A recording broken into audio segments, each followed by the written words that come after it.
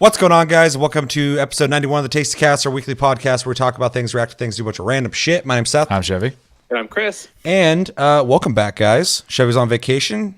Chris has just not, he's been like, bye bitches, and fucking left for a little bit. Scheduling issues. Yeah, scheduling issues. Mm-hmm. But you guys are back, so welcome back. I was very lonely last episode, Tasty Tuesday, which almost has 300 views on it, so I don't know what the fuck I was talking about that episode, but people seem to be clicking it. I'll say that, and YouTube apparently decided to play nice and let people see it.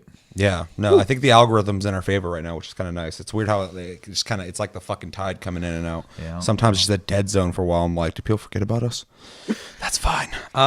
Quick reminders to play Call of Duty, Modern Warfare, and The Witness both offer for free on PlayStation Plus. Make sure to download those, play those, and come back at the end of the month for Plus Club. Let us know what we thought of those games. We'll let you know what we thought of them. And our game of the month picked by me is Warhammer 40k Inquisitor Martyr, which is an ARPG top-down kill shit and get loot game.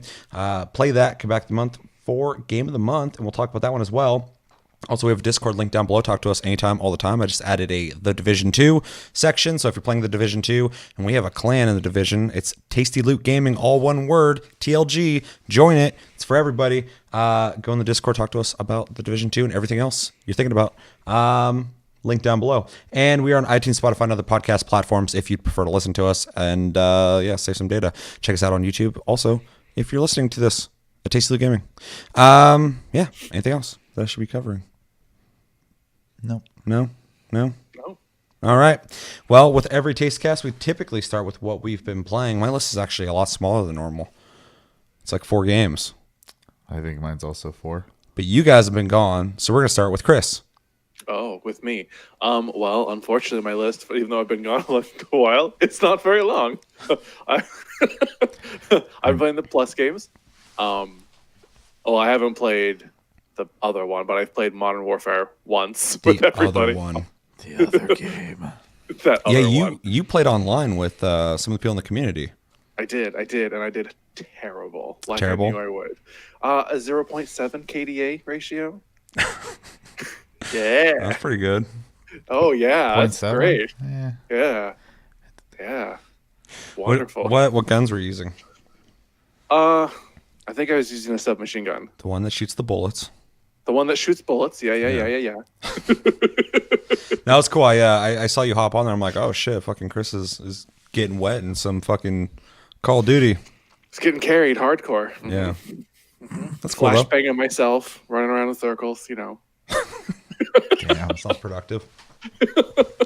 So you haven't played The Witness though so far? No, not yet. Apparently it's But pretty I'm doing short. it soon though. Yeah. Oh, good to know. I've been playing a lot of Inquisitor Martyr. Oh, lately. what? You didn't tell me? I've been playing it, trying out all the characters basically to get a feel for everything. Mm-hmm. But I won't go too deep into that. But yeah, playing that here and there. Yeah, But we gotta play sometime, like all of us together, so we can have that to talk about for Game of the Month as well. Absolutely. Yeah. But the one I've been spending my most time on is Final Fantasy 14 because I'm grinding out tank gear for the worst tank class in the game at the moment. So it's great. Which I feel one? super power. Dark Knight, Okay. Edgelord. Huh. I feel all powerful, like a sack of wet potatoes. It's actually really funny. We got a good example of why they that they're having issues when we started a fight and Chris had ample time to generate threat to keep all the monsters facing him, and a warrior walked up and just went blap, and they all went and attacked the warrior instead. I was like, wow, okay, that you became a lot easier to heal all of a sudden. Huh. That's weird. So yeah, they got to do something about that. But warriors are top, I believe, tank right now. Correct me if I'm wrong. So. Oh, they will. They'll let you know. Just emphasizing that I have a good idea, but not 100% sure on that one. So It's frustrating. Yeah, I don't know what I keep trying different stats. things too. Nothing. it happens. I mean, any MMO ever, so something will be the top tier 1 expansion. Next expansion gets ruined. So. Well, I mean, but it's to a degree where it's kind of ridiculous. Where I'm sitting there for 2 minutes building threat on a massive enemies, and a warrior comes up, and in 2 seconds they lose all of it. I mean, yeah, it's pretty bad, but Not even like orange threat where you're like second on the list, like yellow, where like I was nothing anymore to It was a them. mighty swing. He hit him hard. That was a mighty swing. You're like, fuck you. And the monster's like, I don't like this guy. I'm about to go have a conversation with him. I mean, warriors do look more, ferocious, as for you look more like you should be in a corner somewhere reading poetry. And if I'm being honest, coming from a background of playing like tactical games and games where you got to shoot people and you're looking at threats and stuff like that, if I saw a dude who looked vicious versus a guy who looks like he should be sitting in a library, wherever the hell, I'd be shooting the vicious guy way before the fucking library dude. I mean, That guy's a way bigger threat because if you're dressing like that, you mean business. he's just got a lot of horns on his armor. Oh yeah, I'd be shooting him Yeah, first. they look like barbarians. You look, guy- you look like you're wearing a bunch of armor and stuff, but you look depressed. That dude might as well be our fucking running red barrel, dude. You aim for that every time. You know what it does. You're predictable. That's wildfire. I don't know about that. Yeah. I think Dark Knight's a little more unpredictable. You We sit have there more and you're like, spells we have to do. I am darkness. Blood drain. That's darkness. scary. I don't like this talk you guys are doing. I feel like you guys have been practicing this. I am darkness. It's very scary. Oh man. All right, so Final Fantasy 14, you played Not the Witness. So Not Call of the Witness. Duty. Yeah. Yeah. Anything else? No, just those 3 games. Man, Final Fantasy 14 is keeping you guys fucking busy. In a time where, like, I keep hearing about games not being able to hold people and playing them. Like, the only people I know who are, like, sticking with a game forever is, like, you guys with Final Fantasy 14, which is, I play it off and on, obviously, but, like, it's cool just to know that there's a game out there that's, a lot, like, giving people that longevity. Because it seems like nowadays it's getting harder and harder, especially with the amount of games out there, to stick with a game, whether it has the content to keep you there or enough interesting things to make you want to be there. So it's kind of cool you guys are still playing that while playing everything else. Yeah, fortunately, I feel like, at least for me, and I'm sure Chris is in a similar boat, where we're caught up enough at this point where, like, it's okay. Like, I haven't played in the last 2 days, and I don't feel like I'm like, oh God, I got to get in there because I'm going to fall behind. I'm at a good point right now. There's still content I need to do, obviously, and there's plenty for me to continue doing, but I don't feel so inclined to have to be in every minute, every day now. So, Yeah. So yeah, what have you been playing, Chevy? also been playing Final Fantasy 14 pretty heavily. I try to when I play, if I only have a little bit, I try not to hop on it because the stuff I have to do in Final Fantasy right now is very time consuming. So I need to make sure I have like a brick of time. But other than that, I'm working on alt armor as well. Well, weapon. I'm not worried about the armor so much. And then one of these days when I have enough time, I need to go back to finishing my samurai sword, because that's really the one thing I wanted to get done before the expansion comes out. So I feel like I have plenty of time though, because I mean, after sitting down and plugging away the way I have been, I've been knocking out the Eureka zones pretty fast. So other than that, Explain to me what the Eureka zones are. so when you hit max level, there's multiple ways to acquire endgame gear. You can either do dungeons and acquire a currency and buy said gear. That currency does have a weekly cap though. You can do the raiding, but you generally speaking need to have a set group for that and a schedule and whatnot. Can't do that myself. So, and then the other option is a mix of that, and then for your weapon, you would do what's called in this expansion, their end game version of the weapon is Eureka. In every iteration of Final Fantasy 14, there is a end game weapon quest line that is more geared for someone to make it's like your weapon. Like for example, the Dragoon, it's the Gaebolg, right, which is their weapon they've had in every Final Fantasy. What was that word you said? Gaebolg. Gaebolg, if I'm not mistaken. Sounds complicated. Yep. Grabog. And obviously, like we were, I'm a samurai, so I have my katana. And then what you end up doing is usually a series of of checkpoints and gathering gear and whatnot. Well, they've changed that system now to what's called Eureka, which is in 4 parts. They're each one's like a grassy zone, one's ice, one's fire, and then the last one's water. And you go to those zones, and your first objective usually is to level up in there so that you can get your mount, so you can run around faster. And then you do a series of tasks. So like in the first one, it's mostly just running around, killing bosses, and collecting crystals. And then there is a main, like the head boss of the whole zone, or the highest level boss of the zone, and they drop specific items that you need to finish your weapon for that zone and move on to the next. And then they introduce another element on top of that every time. So I'm at the point now where there's like 4 or 5 steps in the zone I'm in to be able to upgrade my weapon. And I'm at the point now where I'm on like one, like I just have to do one more thing and I can leave. So it's mostly just running around in a big hub that can hold up to 144 people, and you find someone who's doing the step you're on, essentially. Is that field you're always standing in with all the people? Shit tons of people, yeah. Yeah. There's be a bunch of people looking the same, just jumping up and down. Well, you walked in because it was in the first zone, and one of the mounts you can acquire there is a T-Rex. And so everyone was showing off their T-Rexes, standing in a pile, just jumping. Yeah, I love that. Yeah, no, it's great. Also, there's a fat cat, and I want to buy it. Yeah, he's great. Everyone has him right now, though. It has evil origins to it. Yeah, I was telling Seth the backstory. Fucking lore to it. Yeah, it's an undead cat that was. Oh yeah. You told me that. That was likely summoned with necromantic arts or whatever. Mm-hmm. So it's either reanimated by a necromancer or it's being possessed by a fiend. Yeah. And it's just a fat cat. It's wearing it as its skin. Yeah. The flavor text is always worth looking at because sometimes you run into crap like that. You're like, what the fuck is that? That's ridiculous. So reminds me of that fucking dog I was telling you guys about in Wargroove. Having like a whole backstory. It's like, it's a fucking dog. Yeah. Mm-hmm. No, he is the doggo.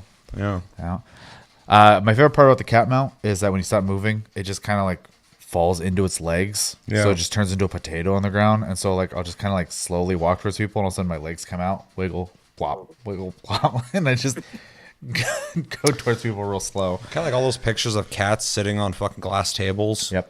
And you can just see their little feet their just little stuck beans. in there. Yeah. Yeah. Ew. Ew. Beans. So yeah, I've been playing that. Do me a favor and hold off on this one though. The second from the bottom. Yeah. I will. I did.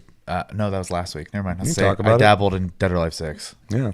You liked it? I did. I want. It's really fucking good. I wanted to pick it up, but like I had enough money to buy 2 games, and there was 4 games I wanted. So I had to like really kind of like break down. I was sitting there, I was like staring at my place. I was like, okay, which ones am I gonna get? Which one am I gonna get? Am I gonna get Devil May Cry 5? Am I gonna get Division 2? Am I gonna get Dead or Alive 6? Those are all great games. Am I gonna get One Piece World Seeker? It's another good one. And Buy I'm them all. sitting there, I'm like, fuck, man, I don't know. I don't have enough money for all 4 of these right now. And then Just go so bankrupt. I hit up Seth, and he was sleeping, so I unfortunately didn't get a reply. But oh no, you did eventually reply. It was just a little delayed. I don't remember this. I was like, do you own Devil May Cry and Dead or Alive physically? I was at work. Were you? Yeah, you just got back from your trip. It was at night, though. Yeah, I think work at night. I don't remember. Anyways, I work till 10:30. I had. He's like, yeah, and I was like, okay, cool. I'm not buying those then because I can just borrow those for the time being. So I bought One Piece World Seeker, and I bought. For all of you people out there, all McSci, that are like, I fucking hate physical copies of games. One perk to that is I can let people play them. Yep. Because I'm a giver. And it makes sense for certain games. So like games like Division, Destiny, Yeah, Final Fantasy 100%. 14, they're online only games. Just like when I was playing more MMOs back in the day, you just buy the launcher essentially to get access to the game. Yeah, you have there's no reason to buy a physical copy unless you're buying a expensive figurine like I did for the expansion. I'm not going to look over on my PS4 game shelf and go, see the Division 2 over there? Yeah. That's a hot item right there. You know, It's not a showpiece. I would have liked to buy One Piece physically, but I'm not heartbroken over that either. So, Games like that, because the old days, I'm always worried they're going to go out of print. So I feel like I need to get a physical copy. Like the Berserk game, I was like, I need a physical copy. That's going to go away. But nowadays everything's digital too. But it's still like I'll have like a physical thing of like, you know, 10 years from now, you know, I'll still have that hopefully and be like, I had the game when it came out. Because every time I think like, this will be accessible later. It'll be really easy to find. It never is. So I'm at a point in my life where I'm like, I'm not selling consoles. I'm not selling my fucking games. Like I'm just going to keep them. I'll put them in a box and I can always go back and have that physical shit. I got a toy chest in my closet full of that shit. Yeah. Yeah. And you had that dream. I think your Dreamcast is still here in a box. Yeah. I can figure out how to mail that to you. Yeah. And his gloves. Yeah. Oh, yeah. So speaking of One Piece, though, I bought One Piece World Seeker. I played it for a little bit. Mostly wanted to see what it's like before I sit down and play it because it's apparently a pretty short game. So I'll probably just try to knock it out over a weekend or something. But so this game is really confusing for me because like the first review I saw was IGN's and they were score wise. I didn't read it. I just looked at the number and they were really harsh towards it. They were harder on this game than I've seen them be on almost every game ever. Unless they're really trying to make a point that they hated a game, they'll give it like a 2. But they gave World Seeker, I think, a 4.2. And for them, that means bad. It was in the red. And their biggest complaints about it was the world feels empty, the combat's repetitive, and missions are repetitive. Whoever played it really didn't like it, but also said that One Piece deserves better than this. So that has to imply in some way that they are a One Piece fan, unless they're just pretending to be. But they were very angry at the game. You could tell they did not like that game. It's interesting, though, because you go to GameSpot, you go to everything else, it's getting like 7s and 8s. Yeah. And they're also saying missions can feel repetitive. They don't say the combat thing, though.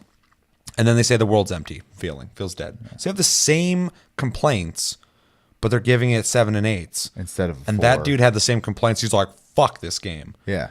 And I'm thinking like, especially with and to be honest, I actually kind of hate open world games that feel dead. They don't have to be a fucking Rockstar game. Nobody is doing that except for Rockstar.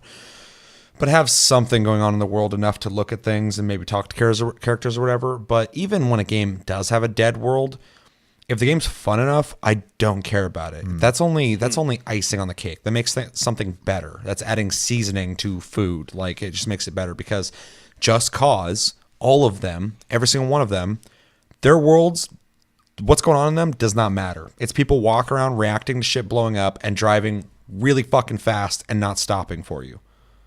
That's the most dead feeling world I've ever experienced in modern gaming. The game's still really fucking fun because I'm not playing that game for the immersion.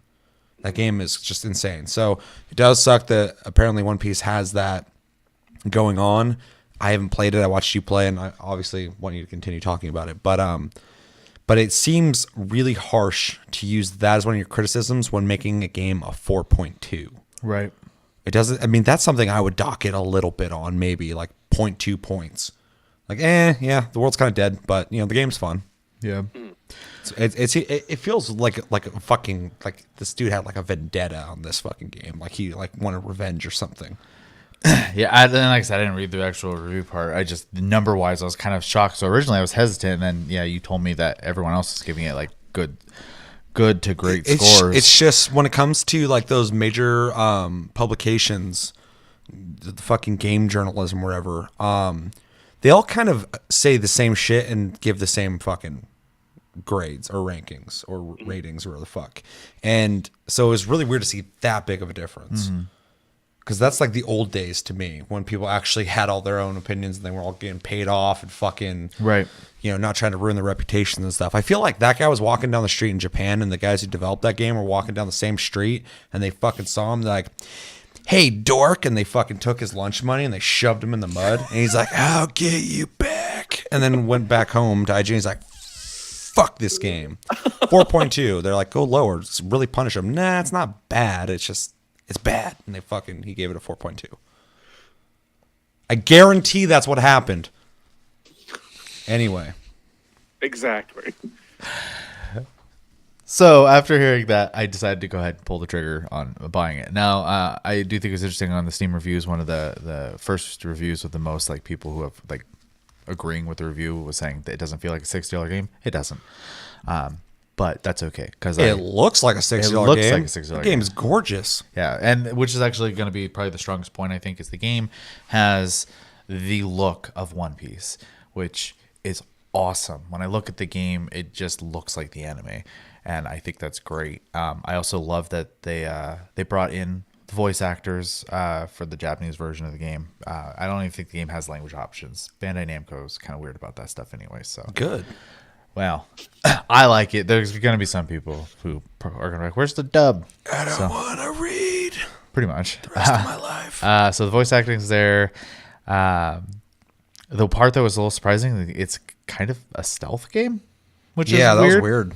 Yeah. You can hide in barrels. You can be on the edge of like a bridge or a building or something like that, and like do sneak stealth past attacks. people. You could do finishers if you sneak up on people. There is a very Metal Gear-esque spotting system where like there'll be like checking and it'll be yellow, and if they've spotted you, it turns in red above their head. So Make the noise too. Weep. almost.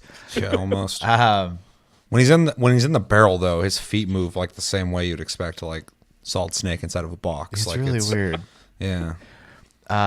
Combat is pretty much one button, so I get the complaint there in that regard. Rename it one button. But, World Seeker. But I play a lot of Dynasty Warriors, so Yeah. that's not a huge complaint for me. I don't always want an overly complicated game. I can play God of War if I want that kind of action. So, I really do think there's room for simplistic games and complicated games. I get really frustrated if I have like 5 games I need to play that just came out and they're all big, huge, super detailed with a bunch of fucking loot and crazy stories. They're gonna make me spend 20 to 100 hours in it. Like every once in a while, I want a game where I can just fucking have fun playing a video game, right. and not like experiencing a whole other world and shit. So Just want to rub it against my face and just has the controller just kind of glide across there. yeah. So I guess to kind of simplify this, if you're a huge fan of One Piece, I think it's worth picking up. If you are on the fence, I would say wait till it's $40. I mean, that's really kind of, I think, the best thing to say about that. I was gonna buy it first day, and I probably would have if I saw it physically. I went to the store and see it, so I was like, okay, I'll just wait. And then I saw you pick it up, and I was like, I'm gonna see him. I'm gonna watch him play it, and kind of make that decision. I still want to pick it up, but I feel less inclined to like. I want to see more of the game. I have not seen much of it, but from what I've seen so far, I've liked it. It looks cool to me. Yeah, I mean, and it feels so far, especially because the story for the game was written by, I'm going to butcher his name, but Oda, the guy who created One Piece, and it feels like it. The intro to the game feels like it's part of the One Piece universe, and the characters, what they're saying and stuff like that are completely fitting. So, very happy about that. I really appreciate when the original creator of any property is involved, at least in enough to be like, yeah, that looks right. Yeah, that or no, that doesn't look right. But for him to actually write the story, that's awesome. So Yeah. yeah. My favorite part of that game is in the very beginning, and we watched it on an episode a while ago. But it's all like dramatic and building. It keeps going to black screen, saying like people who worked on the game and stuff, and then I'll show people running around doing stuff. And then these doors open, and they like escort Luffy out. And he's like, I'm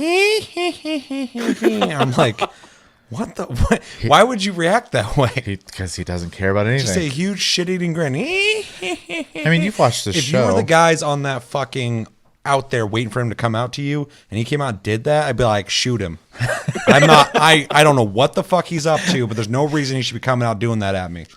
I'm in control. I when thought. you watch the show, when he's recruiting Zoro, and like it's all dramatic and stuff like that, he's just smiling and laughing about it the whole time. Yeah, he looks crazy all the time. He doesn't care. That's why I'd be getting rid of him real quick. Things are going his way, and he knows it. If I was his opposition, I'd fucking take him out instantly. I wouldn't even talk to him. Just from the description, he sounds like the anime Joker. He's kind of scary. He's kind of at it. If he didn't have his crew to keep him in check, he'd be, yeah, Shanks. he might be in a similar position, losing a limb or something. So, God, what else did I play? I did play a little bit of Warhammer, Inquisitor Martyr. Yeah. A little bit. Yeah. I finished the first part of the game where you first are introduced to the martyr, and you go through that whole sequence, and then it goes away, and then all of a sudden you're told to go find it again. So I'm at that part. I'm at the hub essentially, Yeah. and I have access to the multiplayer functions and all that stuff. So I can't talk a whole lot more about it, but so far the game it's fun. So, and if you need another ARPG that plays good on console, it plays good on console. Yeah, I almost prefer it. Even if I played it on PC, I'd probably want to play with the controller because I played mouse and keyboard. I own it on both, and I don't like the way it feels on mouse and keyboard. It feels like it should, but the new features they have in the game, like taking cover and stuff like that, doesn't feel good on a mouse and keyboard. It works better with a controller. So I could see that. yeah, it's really weird. So when I was playing it, I'm like, this game's fun, but why would I ever use cover? And then I used the controller, and I was like, it just feels better to do this now. Like, it makes more sense. It's really kind of weird. I still don't use it very much, but yeah, well, there's certain situations and certain types of characters you're going to want to use it more than others. In a situation where you have a bunch of people shooting you and shit, you think about it more as just a damage sponge because it's going to break eventually anyway. Right. So if you're in an area and you're going to shoot back, if you have a guy with a gun, it makes a lot of sense. If you have a sword, there's not really a whole lot of times I would say take cover unless you're about to die, but I'd say run away if you need to get your health back. Right. But it seems like your health goes up faster too if you sit still. So if you're behind cover, you give yourself a chance. There's certain reasons to use it. It definitely feels like kind of weird at first when you play the game. You're like, well, it's just an RPG. I'm just gonna go hit shit. But once you get into the more intricate aspects of that game, like suppression is really a big thing in Inquisitor Martyr. I don't know if you guys have looked it up or not, how it works, but you have a thing on your bottom left side, and it has a green, yellow, and red area. And when you're getting shot at, it'll lower. And as it goes into yellow, your guy becomes less efficient in a lot of ways. And when you're in the red, I think you take like more damage and your certain things don't work as well. I don't remember specifically, but it makes your character worse. okay. So when you're getting shot at, it's and the same thing happens to them too. So bullets matter, taking cover matters. You don't think about that at first because you haven't played this game where suppression is a thing. Yeah. So there's a lot to learn with that game. I don't think I've really experienced it anyways because I play a sniper, so I'm never Yeah. close enough, Yeah. and I can't shoot fast enough. So Yeah, and I play like a hybrid who I typically like to have a sword and a machine gun. right before I quit playing, I have a sniper rifle, and then I finally picked up a machine gun because I was like, I need something faster. Yeah, and there's like some cool moves too with some of the guns where you can like walk backwards while shooting. So if there's a crowd yeah. coming at you, you can just go. Well, even the sniper rifle has that. You start walking backwards, and you just like go. Yeah. And there's other weapons that don't do that. They just have their own moves. So obviously we'll talk about this more at the end of the month. Yeah. I was just ready to start talking about it. So as soon as you're like, Inquisitor Martyr, I'm like, oh yeah, that game. What else did I play? I played Las Vegas. pretty much for a whole day. I played The Witness. Yeah, that was weird. I came home from work. You were playing that. I was like, oh, you're playing this. Cool. I haven't gotten this far. And you're like, yeah, I'm pretty sure I'm almost done with it. I was like, what? I was like, how long is the game? And you're like 5 or 6 hours. I'm like, wait, hold on. You've been playing this game for hours? I'd played it for longer than 5 or 6 hours. Then I but was trying to get him to like play the Division. He's like, I just got to finish this puzzle. I literally, so I was like, God damn I it. don't want to talk about it too much, but I was at a point where I was doing, they're called environmental puzzles. And I'm not going to go into too much more detail until we talk about it at the end of the environment. Yeah, until we get to the Lift conversation the at the end of the month. snail, put it in this nest. But I found one, and I went over to complete it. And when I was over there working on it, I noticed right above it was a second one. And then as I was like trying to position this thing I was on to be able to do those, I noticed a third one. And then I also, at some point in that, found a fourth one. I was like, why are there so many stacked on top of each other? I can't even get one of these done. So he was like, you should play this. Like, I have to finish one of these. Yeah, he was really weird about it. Like something I'd expect if he was playing Final Fantasy 14 or something.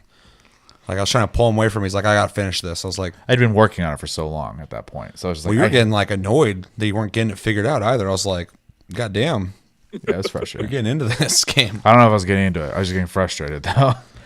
So, it's like working on anything, because puzzle games are work. So Yeah, I'm not a huge puzzle I am game not guy. either. I actually kind of, and I appreciate them. And I know there's people out there who like that idea of like, for me, like getting in a gunfight and fucking killing everything. I win. I'm like, I won. I conquered. People with puzzles are like, I figured it out. I've conquered this puzzle.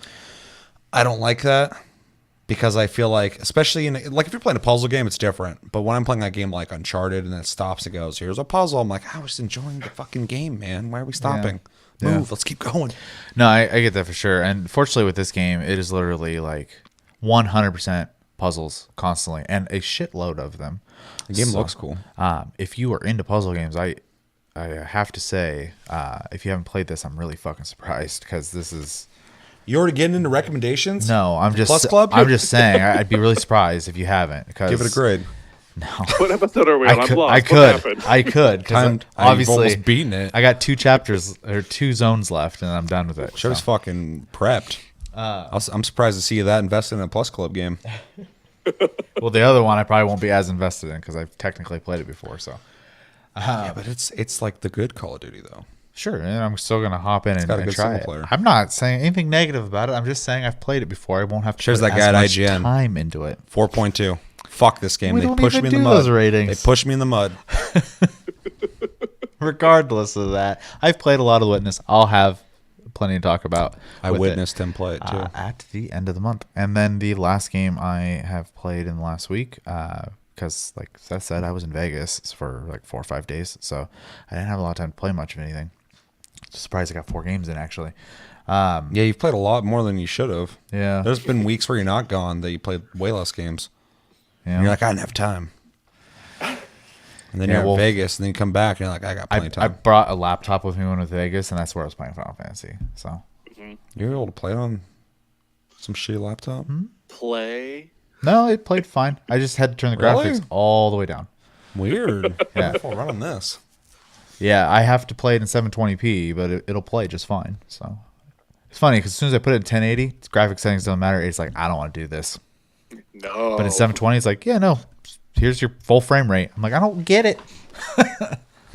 But yeah, so I was able to play. I was able doing end game content and everything. So It is smart for MMO developers, and they've always done this, or they've at least tried, because there's lessons in the past to be learned. But if you're gonna make a game that you have to rely on a lot of people playing it, you need to make it accessible to most consoles and or PCs. yeah, I literally have all shadows turned off. And then I have this on my computers too, and that's just because there's too many people in Eureka. But I have effects for almost every move in the game shut off. So unless I do it, just because otherwise it's just fucking fireworks constantly, and your graphics card eventually goes, I don't want to do this anymore, man. I'm tired. And then the funny part about playing on a laptop is my bubble of rendering is like a foot away from my feet, so there's like grass here. Yeah, I've seen so many console games do that, where I'm like, "Oh, you had to turn the graphics down low for Way this." down, yeah. But otherwise, yeah, I mean, it plays fine, and so like in function, I can play it. It's just not fun. What to play. game were you going to talk about? 'Cause somehow we got back on Final Fantasy 14. The Division 2. Oh, That was the fourth game I played. Hold off on that, because I want to talk about that as well. I want to do a group conversation on that, so we'll talk about that. But you have been playing That was my fourth game, yeah. Yeah. Okay, so I'm gonna go into my games real quick. So I also played Call of Duty Modern Warfare. It's Modern Warfare. I'm a big fan of the original Modern Warfare, Modern Warfare 2. Those games are legendary. So for me, like, I'm back in. I already owned this game before it came out on PlayStation Plus, so I just kind of continued, played online a little bit. One thing that and obviously we'll talk about it more later, but one thing that I appreciate and was the first thing I thought about, because I've been playing Black Ops 4 and all the more recent shooters, is Modern Warfare was still, back in the day when that came out, I used to refer to it as a tactical arena shooter, because it was slower pace, reloading was slow, all that shit, but it still had like fast-paced elements of like shooting people like flick style, and like jumping and doing a bunch of stupid shit. And going back to this and playing it reminded me of that. Reloading takes way longer than it does in most games now, so when you get something that makes reloading faster, you know, it feels like you're actually picking a specific play style and perk that that benefits you in that way. But they had a system back then where you really had to make a decision on like one thing to you know, be your reload fast or be able to run forever thing. Running, you don't run for very long in that game, which I also kind of miss, even though it's not really realistic. I mean, I'm a thick boy and I can run for fucking days. So when I see a soldier in a game not being able to run for very long, I'm like, that's kind of fucking weird. But I do like it as a gameplay element because in that game you can like run for like a little bit and then you stop running. And so when you use a perk to run longer, it feels like you're almost making more of a build towards that. Whereas nowadays, most of the games you run for a long time, and then you pick a perk and maybe you'll run faster or something like that. So it's cool to see where it kind of started back when they're still thinking about making it more of a attack shooter than a run and gun, jump around on walls type game. Right. So I really appreciate that. It feels a lot more slowed down and you're able to kind of take in each match more in a way that you can kind of, plan it out and be tactical with it than That's honestly why I probably fell out of the series. yeah. Well, I tend to prefer slower pace. yeah, it's nowadays the games are just everybody individually, even if you're on a team, it's just in there looking for things to kill to get their fucking experience up and level and get the new stuff. And you're still doing it back then, but it's more of like just the pace was slower. You're playing the match, you're enjoying it, you're savoring the food, like you're fucking tasting it. It's not just like, okay, let's get in the match, fucking I got to get this thing unlocked. It just feels completely different. So it's interesting to go back and play that. I'll talk about that way more, obviously. On fucking Plus Club, that's what's called. Also played The Witness. I didn't play it for fucking ever, like Chevy, but I did a couple of the puzzles, and it's an interesting game. So find out what I mean by that on Plus Club. What else I play? DOA 6, been playing that. I've played Dead or Alive 6 more than I've played Soul Calibur, which is fucking weird and bizarre. I told Josh that, and he it was weird. It was like I was like admitting to something that I really didn't want to talk about. I told him that, and he was like the most understanding dude ever. He fucking sat down, put his hand on my shoulder, and he's just like, you know what? It makes sense because fucking we skipped 2 of those games, so it feels new and fresh. He's like, Soul Calibur, you've been playing them. I was like, yeah, you're right. You're right. Because I felt bad. It's like an AA meeting. Yeah, I was like, why am I fucking playing DOA 6 more than I'm playing Soul Calibur? Soul Calibur is my favorite fighting game. Because I didn't play 5 and I barely played 4. So coming back to it, I'm like, oh yeah. I know we already talked about this, but I kind of want to just bring it up again real quick. I really appreciate how like the main fighting games that exist now, they all kind of like fill a niche of like a style you might be into. Like obviously Soul Calibur's weapon combat, DOA is very close quarters, grapple heavy combat. You got stuff like Guilty Gear, which is like super hyper and combo or combo move heavy. It's Street Fighter on drugs. Yeah, Street Fighter is the slower version of that. And then you got your real combo heavy games like Killer Instinct, which is nothing but combos pretty much. And then Mortal Kombat kind of takes that cinematic, also slow pace, but more like it almost feels like rock paper scissors sometimes. I guess is a good way to put it. But there's a lot of time to figure out strategy in Mortal Kombat because the pacing. Though I do feel like they're trying to speed it up again for some reason. When I play Mortal Kombat, though, I enjoy playing it, but I love the spectacle of Mortal Kombat. There's an excitement. Like I can watch people play Mortal Kombat. Well, and like Dead or Alive, impact in Mortal Kombat is super gratifying. Yeah. So. Although Dead or Alive 6, I feel like has the most fucking gratifying impacts. When you punch someone, and we talked about this already, but like it signifies the hit. So like however much health you're taking from them, the punch fucking feels like it. You go boom, and they fly across the map and fucking hit the wall and shit, and they like lost a bunch of health. You feel like you did that. It's not just like you're going ba ba ba ba ba ba ba ba ba ba, and fucking it's just going right. Or you go and like it just goes. Like in this, like I hit somebody really hard and it registers, and it's just it's a great feedback. It gets you really into the like when you're getting hit too, and you're like blocking and trying to like counter and stuff. You're fucking watching. You're like you getting hit hard and stuff. You're like, I need to fucking stop this now. Like I'm getting my ass beat. Yep. And they do a great job with that. Yeah. Mm-hmm. What were you going towards something? I felt like you were just kind of saying that. I was just saying that. Yeah. I feel like there's a fighting game you missed. Oh, Tekken. You can talk about Tekken. Oh, well, that's just hitbox porn right there. And Yeah. that's pure martial arts. And, Well, yeah, it's similar to DOA, but it's a weird amalgamation of what DOA and Soul Calibur would be if they merged, because it's made by the same people who make Soul Calibur, but without the weapons, you're still doing that positional combat where if you kick and you can jump over the kick and you can punch and dodge that and shit, but it's a tactical fighter. Super. Yeah. Because that, like I said, that's one of the only games I actually play like this, because I need to be able to access all my fucking like punches and kicks. There's so many buttons to swing different arms and legs and shit. It's also a treat to watch like slow-mo sections of that game too, because like a fist can literally like barely miss and it will not hit. So it's just fucking nuts. Yeah, the hitboxes are like literal. Like it's like where the body's at. So that's one thing that's interesting about DOA 6 as well is there's characters that are different sizes. And so like when you do grappling moves, it's weird to see that they had to put work into how you grab a smaller character versus a bigger character and throw them and shit. So that takes extra work. So it's kind of neat that they do that, because a lot of people would just go the safe route and make all the characters about the same size. Everyone's 5'9", or at least their grappling point is about the same place. Maybe their legs are weird looking or something like that. So it's cool to see them put that extra work in there. One thing I also want to say about DOA 6 is this has been a big problem on Twitter. A lot of people are complaining. And as a dude who bought Dead or Alive 6, there is a free-to-play Dead or Alive 6 that has come out. I forgot what it's called. But you'll have access to 4 free characters. You can buy characters after that. You don't get the story, but you get the online multiplayer, and you get, like I said, access to 4 different characters every week or every 2 weeks, something like that. You can buy the characters, and you also get the clothes to dress your characters. So it's pretty much like a glorified advertisement for the game.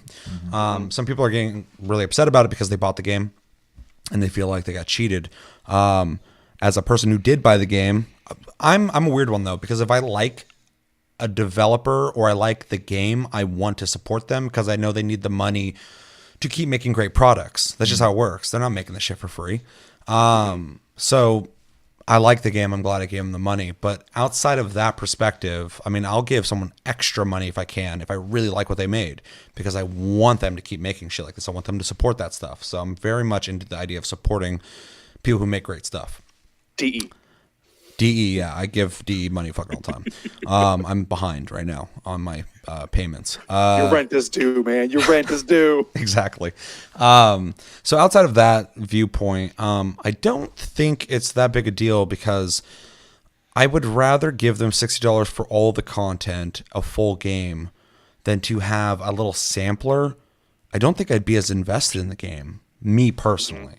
I can't talk for other people, obviously, but if I played the free-to-play Dead or Alive, I'd be like, oh, this is pretty fun, and I'd probably go out and buy the fucking $60 one still. So people are complaining about that. Like, I'm sorry that you feel like you got ripped off, but at the same time, like, maybe go see if you can return the game or trade it in if you want that free-to-play version, but I feel like you're cheapening your experience.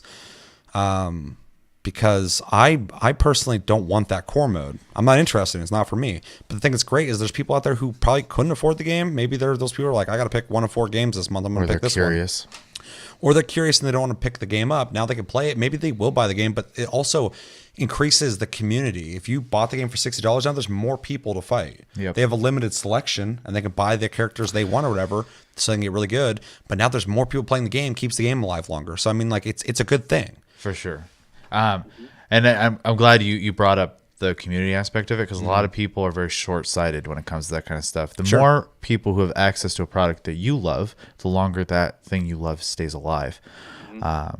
Just like when people are dicks in MMOs to people. Yeah, it doesn't make sense. I'm like, what are you doing? Scaring them off. Keep the fucking community alive. Like, stop scaring people off.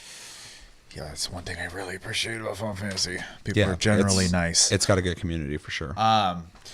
So the thing with I kind of want to add to that is I don't understand how you could feel cheated when they get 4 characters and no features. They're literally only able to fight people online pretty much, and then it's going to be a rotation like a MOBA, like. Which I think is fair if you're going to play the game. It's for free. completely fair, but it's not the full experience. Yeah. You bought the product. They're getting to try the product with the option to improve the product with financial purchases of the game. So they're going to get the same thing you have to pay. Plain and Or simple. base minimum, they're going to take the free content every week, and they're just going to add longevity to the community. And there's going to be more people to fight in the online pool. Which is, for me, Team Ninja. It's Team Ninja investing their product to keep the community bigger and more robust, longer. I mean, if you have a specific case that maybe like we haven't talked about, why this could be a bad thing, please let us know. I'm very curious because I cannot see a negative. Yeah, me neither. So I think people just who are maybe a little more specific with what they spend their money on, or a little more protective on what they invest their money on, might feel like people are getting something for free that they paid money for. But I don't agree with you on that though. I view it like, I go to a restaurant, I get food or something like that, but there's the dude at the mall food court who's giving out little samples. that, it's funny you said that because I was just thinking about it. You go in the mall, there's a person who's like, here, try the sandwich. Yeah. Cool. But you want one to fill you up, you go buy it. Yeah. Yeah. You're going to get the full experience. Yeah. If you went up and you ordered food and then someone else walked up and they're like, hey, you want this for free as you're buying it? I think it'd be a little different. 100%. If they're like, okay, everybody gets DOA 6 for free now, I'd be like, well, that's kind of shitty. I wouldn't be complaining about like, well, goddamn, but like, if you're going to do that shit, I'm not going to buy games from you ever again though. So, because that's it's weird business practice. That would at that be point. kind of fucking weird. Yeah. But yeah, I just wanted to bring that up because I kept seeing that, and I get it. I get where they're coming from, but I don't think they're looking at it in a fair lens. I don't think they're looking at it how it actually is, and how it actually is benefiting them. It's actually making, if you don't play online, you don't give a fuck about the community, but a lot of people do. A lot of people go straight to that. They want to fight real people, and when I was playing online, trying to play at the highest connectivity because I hate fighting people with lag, it was really hard to find people with higher connectivities. More people, ups those chances. So I'm not complaining. If they want to play Kasumi fucking over and over and over again for 2 weeks, they're going to get real good with them. They're going to get good with them, and I'll have someone to fight when I play online. So, I think it's a good thing. 100%. Anyway, let's move on. Also picked up and played Devil May Cry 5, which I'm really enjoying, which is really weird to say.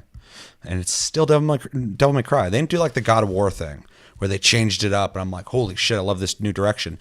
It's fucking Devil May Cry. It just looks amazing on the fucking RE engine. It plays really good. The multiple characters is cool because it gives different ways to play, all with their own upgrades or whatever. And it's one of those games that when I was saying earlier, like I don't want like 6 games that are all these huge, expansive experiences. It's like a 15-hour game. This is a game you can just hop in, fucking beat the shit out of stuff, have fun, see really cool cinematics. They did a really cool job with them. They're dorky as shit, but they're really cool. There's one part I was telling you about where like Nero's just walking and a fucking van gets thrown at him, and the side doors open and it fucking slams right on the ground where he's standing, and then it just goes rolling behind him, and he's just disappeared. He's inside the van, and it's go and it hits a wall and goes boom, and then like he kicks the door open, just walks out of it, and just keeps talking. And I was like. It looked great the way they did it, but I'm like, that's so dorky, but it was fun. Hey, you'd be concussed and then dead. Not him, because then the guy's swinging at him and maybe. shit, and he's just jumping around, sitting down on ruins, talking to the guy, and he's swinging at him again, and he jumps out of the way and shit. So it's fun. But I'm really digging it. I really want to beat it. The score system. I watched a video of a guy getting a triple S, and the combo was fucking stupid, insane. So it's kind of cool for people out there who want to get they want to go back to the levels and get like the highest grade possible, because the game, every fight is graded and every level after it's graded. I don't know if he did it yet or not. Guy watching YouTube, Mr. Happy for Final Fantasy content. He plays all sorts of games too, but I think he's almost platinum to that game now. Nice. Jesus. But He gets paid to play video games. It's all he does all day. I wonder what that's like. I just pay to play video games. Yes. God damn it. The world's unfair. But it's really good. I highly recommend it to anybody who's even curious about it. I think it's great. So Yeah, I am curious about it, and the biggest reason, besides obviously it looking good, is that it's getting a lot of positive feedback, and one of the things I think that has really been the biggest pushing for me to want to get it is that, and you may have told me this, so let me know if I'm misquoting, but I thought I had read that somebody equated it to like the formula, obviously was made in a time where technology was different, but because they can make subtle changes to the system to modernize it while still keeping those ideas there, that it really just benefited the game 100% to be able to play like a modern game, essentially. So yeah, I don't know what that means really, but I mean, I kind of get it. It sounds vague, but my thing that I was saying is like, back in the older Devil May Cry's, they had fixed cameras, camera angles. This kind of does, but it's not as bad. You can freely kind of look around, which kind of I like better because it feels more modern in that sense. Kind of like, in the older ones, you'd walk into a room and you were running around doing combos and stuff, but it was kind of a fixed angle. And I know later they changed that as well, but the ones I played were like that. So it does take the same systems that they did have back in the old. It's absolutely Devil May Cry. Yeah. Like it's and which is great. That's what it needs to be. But yeah, it does feel all of its systems just feel better. So I mean, that's pretty much what you're kind of saying is it is modern feeling, but still they did a good job keeping it true. Devil May Cry. Yeah. Yeah, they didn't change it up at all. So they just it's tighter, plays better. Excellent. Yeah. Excellent. And yeah, as a dude who's like not the biggest fan of the series, easy for me to say that. Highly recommend it. So if you were a fan of the series, you probably already picked it up, or if you're planning on doing it, fucking do it because it's really cool. I'm definitely in the latter part of that. All right. Next thing I want to talk about, you kind of brought up already. The Division 2 is out. This is a game that it feels like everybody's on the same page on this game. I knew I was going to pick it up because I liked the first one, but I wasn't excited for it. I was like, yeah, it's going to be fun when it comes out, and I'll play it. And then, the day before it was coming out, or the 2 days before it came out, I was reading stuff on it, and everybody's like, surprisingly, this game's pretty good. I'm like, that's an interesting way to put that, because you're surprised by that. And then, more people are like, oh, 16 hours into this game's getting greater and better and blah, blah, blah. I'm like, this is getting pretty good attention. That's interesting. So I bought the $120 fucking Ultimate Edition, which was ridiculous. Got to play it early, which, it's whatever. I'm not even going to sit here and justify it. I just did it. I was like, I'm just going to go big. Fuck it, man. And yeah, so far I've been enjoying it. It did pretty much what Destiny 2 did with Destiny. It improved on the game. I mean, like, some people are like, well, it's like the last one. Well, it kind of has to be. It's a fucking sequel. It'd be weird if it feels a Tetris puzzle game all of a sudden. Whenever people say that, I'm like, it's a fucking sequel. What do you? It's supposed to be a racing game now? But just like Destiny 2, they changed so many little things here and there. Everything's modified that the whole experience feels better. It's hard to pinpoint something that is super good about it compared to the last game, but everything's a little better. And with all those little changes, the whole experience feels awesome. I'm really enjoying the game so far. I think DC is a cooler setting. Me and you've talked about it a little bit, but New York was cool, but it's essentially gray buildings that go up beyond where you can see, square fucking blocks, and snow. So it was a cool setting, especially for the story, and it felt kind of dire and desolate. But this game now it's like spring or summer or whatever, and it's in Washington, D.C. You're seeing grass. You're seeing what, they did a good job in, like, the last game felt like the event already just happened, and everybody's trying to figure out what the fuck to do. It felt dire. There's a mass die-off, all blah, blah, blah. In this, though, it feels like what civilization would be like when it's first starting to try and survive in this world. You're starting to see, like, man-made compounds, vehicles being used as gates to shut in, barricades and stuff like that. It feels like people are starting to, like, dig their heels in and fucking start living in this world. You're starting to see grass in the streets, and there's cars everywhere, and debris and garbage bags, mountains of garbage bags. Yeah, and it's really neat, and it also adds a lot to when you're in combat, being able to take cover, and it just feels much more complex. There's more dynamic events that happen in the game now, which always makes something happening as you're running down the streets. You're not just running down forever looking for the next thing to do. There's always something popping off. There's, places to take over, missions to do. The side missions are way more robust than they were in the first game. They almost feel like missions on their own. They're really fun to play, in my opinion. Always something new. Locations always change. I just did one where I went through like a Vietnam museum, and I felt like I was fighting in Vietnam. Like the whole building was just like jungly looking inside, like it's an exhibit. And there's like a helicopter, although its mounted machine gun was a real mounted machine gun. So like the enemy ran over and grabbed and started shooting. I'm like, that's kind of weird that they just have a real machine gun in this exhibit. But yeah, and it was funny. I was like walking and like I was looking at the exhibits and actually reading them. Like it's like in Vietnam, all it's explaining shit. I'm just reading them like, huh, that's interesting. Very Ubisoft to be giving you some history while you're playing the game. Right. Because they're like, oh, you can explore Egypt and we'll give you a tour of it. I'm like, I thought this was Assassin's Creed. Not a fucking Was. Yeah. It's cool though. I'm glad they do stuff like that. The one thing in the original Division that I liked, but I think they've improved upon is before you picked like a skill and then you upgraded that skill to different things. Now skills seem more designed to make builds. You pick a skill, and within that skill, there's different modifications of it that do different things. So you can kind of like for instance, I picked a drone that I think it's really a neat idea too. I think it's really cool. A drone you throw it up in the air, it flies with you, and when people shoot at you, it attempts to shoot those bullets. So while you're running, you're seeing in the air blue little like in the air. It's like shooting the bullets away from you. So it's like a shield, but it's also kind of like grounded in reality. So it's neat looking. It's like 90% of them or something. Yeah, every once in a while you get hit. While, yeah. But it's really neat. And then I also have a shield that you can hold up, and my legs are exposed, but you can put primary guns, as long as they're not too big, over it, so I can walk towards people while blocking bullets and shoot. And then I have a drone up that's protecting me from bullets, so I can just walk in and push, which is really my play style. I looked at it and I made that decision to make that build, and I'm really fucking loving it. That's not something I really felt in the last Division. The last one, I'm like, this one looks cool, and I used it. I'm like, that's fun. But now I'm like, if I mix this with this, I can do this and kind of create something. I was also looking at all the different skills that have like healing properties. I'm like, you could be like a proper healer in this game. Yeah. And you've been using a drone that heals. Yeah, so we both have the drone, but yeah, yours is the anti-bullet one. Mine is the shield regeneration or healing one. And there's been an interesting synergy when me and you played together, because me and you were kind of passing our drones to each other and stuff.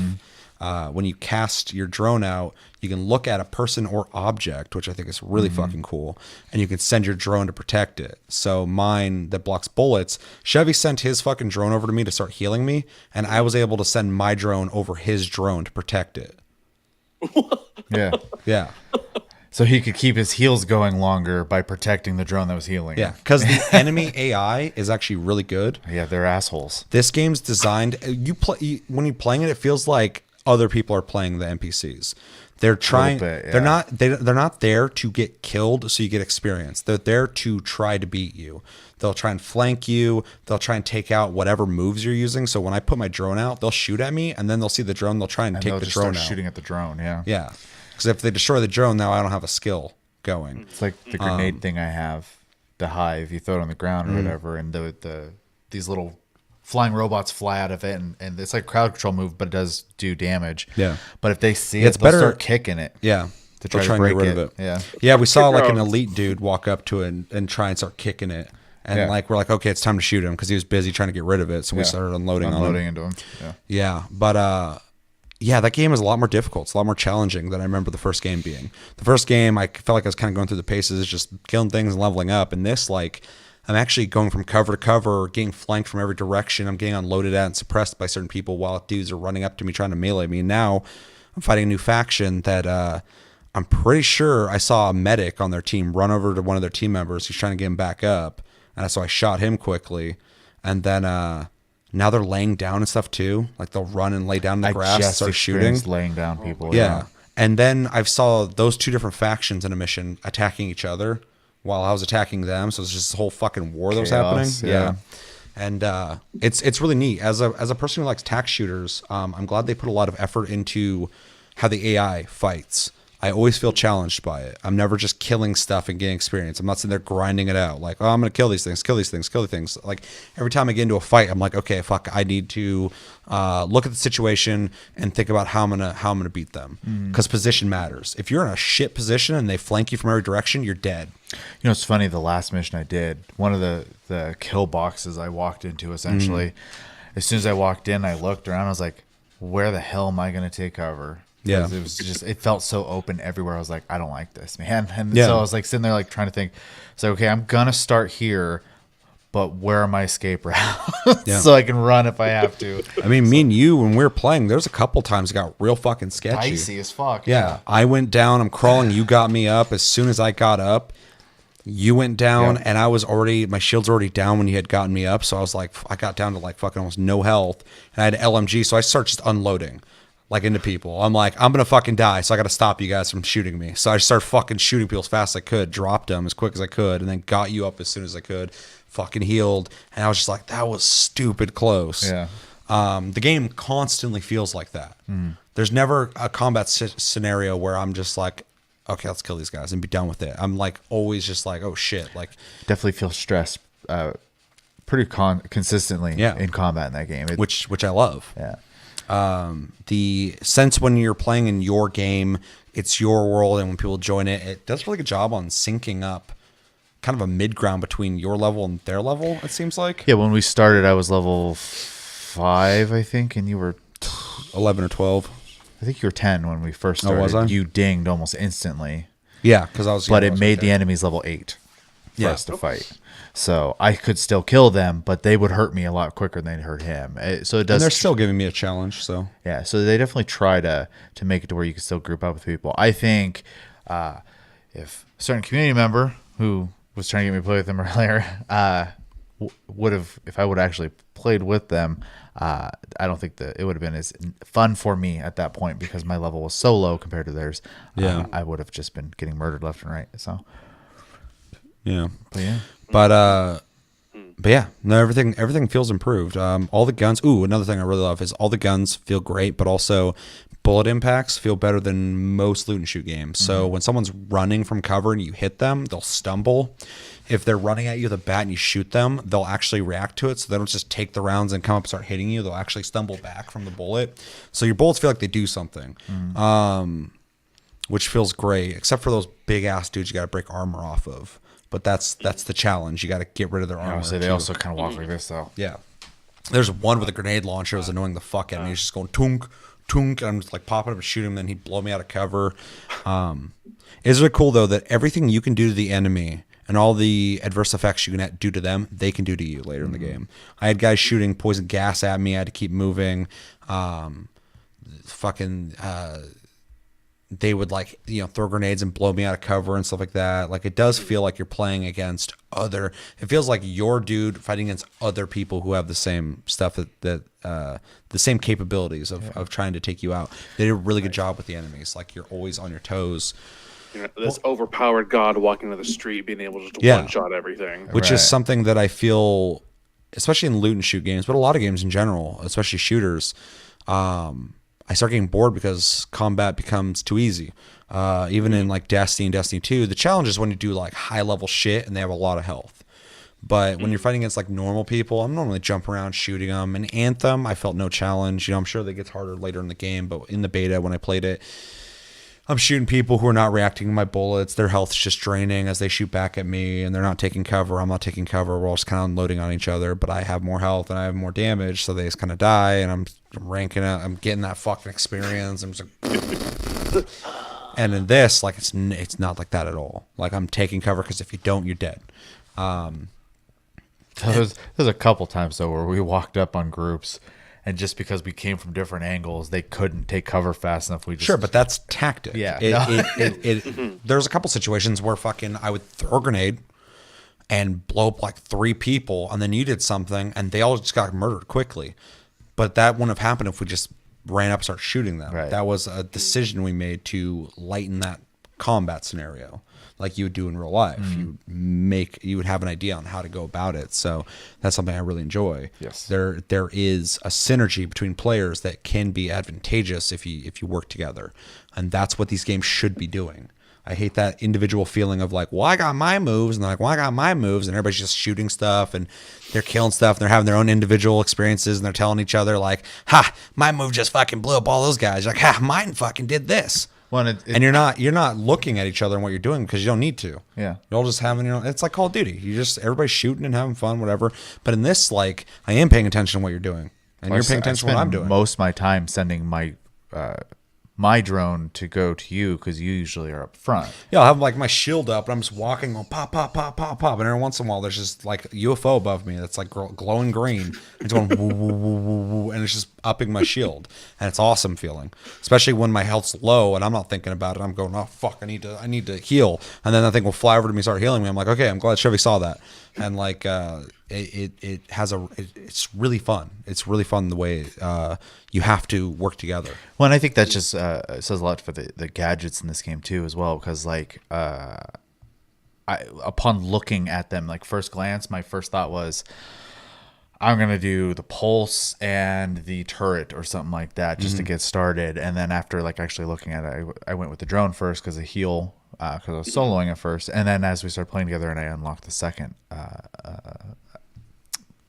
gadget, I got the hive mind with the crowd control version of it, which is very fun to watch. And and it's probably my favorite gadget so far now, because there was one time I had the sniper rifle, which I fucking love. It's like a bolt action one, and it's so satisfying to go and like there's dead one shot right in the head. I fucking love it. But there's one time I shot a dude and he flew off the ground, and then your bees were hitting him in the air, and it looked like they were carrying him away. You're just like, it's like just hitting, it was like pop, pop, pop, just blowing up in the air. I'm like, what the hell? I use it a lot of times as the same way like you use proximity mines in Call of Duty. Yeah, where you're just like, no, it's awesome. It's not just a grenade. Yeah, it's a mine. Yeah. There was one time you're like, I'm gonna throw it over here, and you just went. Whew. I wasn't even really paying attention. You threw it like right in front of me, and I'm sitting there shooting, and I was like behind a wall, and I'm popping shots around here, and some asshole comes running on the corner with their fucking weapon up, just right in my face. And I went to shoot them, and then all of a sudden they're getting hit with your fucking bees, and they're like running like this. Just like I was able to like shoot them, they didn't even get hit on me. So I mean, it worked. Yeah, it was a good placement of it because I didn't see that. It was a blind spot, and so when they popped out, they're already getting attacked by the bees. I'm calling them bees because it's a hive, and it looks like bees are attacking. There's all these little things flying out, hitting them, and it's like you were saying, it does do damage, but it's more about crowd control. It'll make a bunch of people just stop fighting you, and that's great. For a split second, yeah. Just like I just unlocked the it's like a corrosive gas. I think it's called Oxidizer. It's a grenade launcher mod. And when you shoot, it hits, it goes poof, and just purple shit flies everywhere. It does a little bit of damage. It actually will eat away a guy without shields.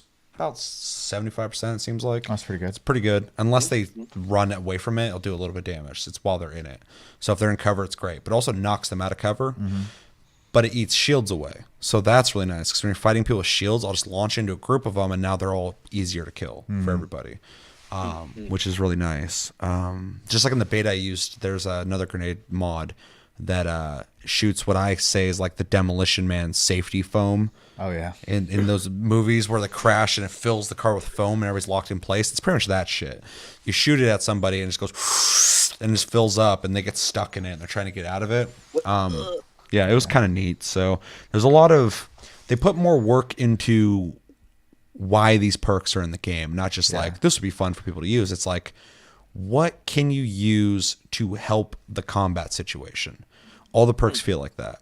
Yeah, and I haven't been able to. You're higher level than me, so maybe you've got a chance to play with it a little bit. But like, I don't have. You can mod everything in this game. Yeah, and I don't know if you could in the last one. It's been a long time since I played. Yeah, me and you kept bringing up the last game, and we're both just like, could you do this in the one game? And then like I looked up online, and I was like, you kind of could. Yeah, but now you can't. You can. So yeah, you got weapon mods, armor mods, and ability mods. You can mod your fucking drone. You can mod your armor pieces. You can mod your guns. So there's a lot of and they're significant choices. It's like 30% increase on this, but 10% decrease on this. It's like a trade-off. Which, okay, so for instance, I have an LMG I'm loving right now, and it has a 100-round clip.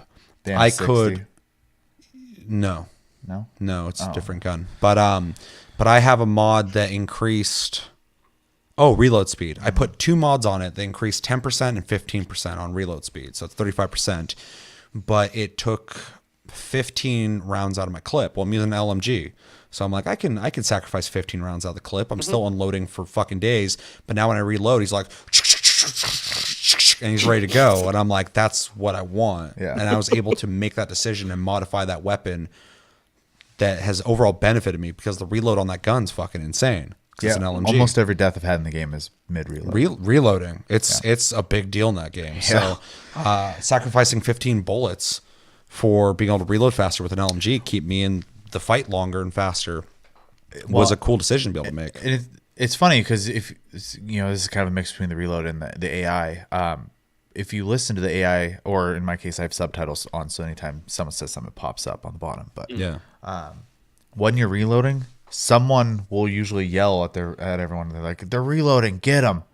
So they know. That's a very Ubisoft thing. Yeah. Or like as soon as I bring a drone up, they're like, "The agent's healing." So I mean, they're They paying. complain about what's going on with them too, though. I heard a guy going like, "Fuck, I'm out," and like I was like, "Oh shit!" And then all of a sudden they'll take cover and start reloading. Yeah. So there's a lot of audio cues if you're paying attention as well. It's not like Attention to details. Well, in the conversation, the audio design is okay for the game, but that I really like because audio cues are huge, especially in shooters. It's really important to know what's going on when you're in the action and you can't pay attention to every little detail. So And in headphones, it sounds really good, which I appreciate. Yeah. I could hear positional things. I could tell where firefights were happening, which is really good. yeah.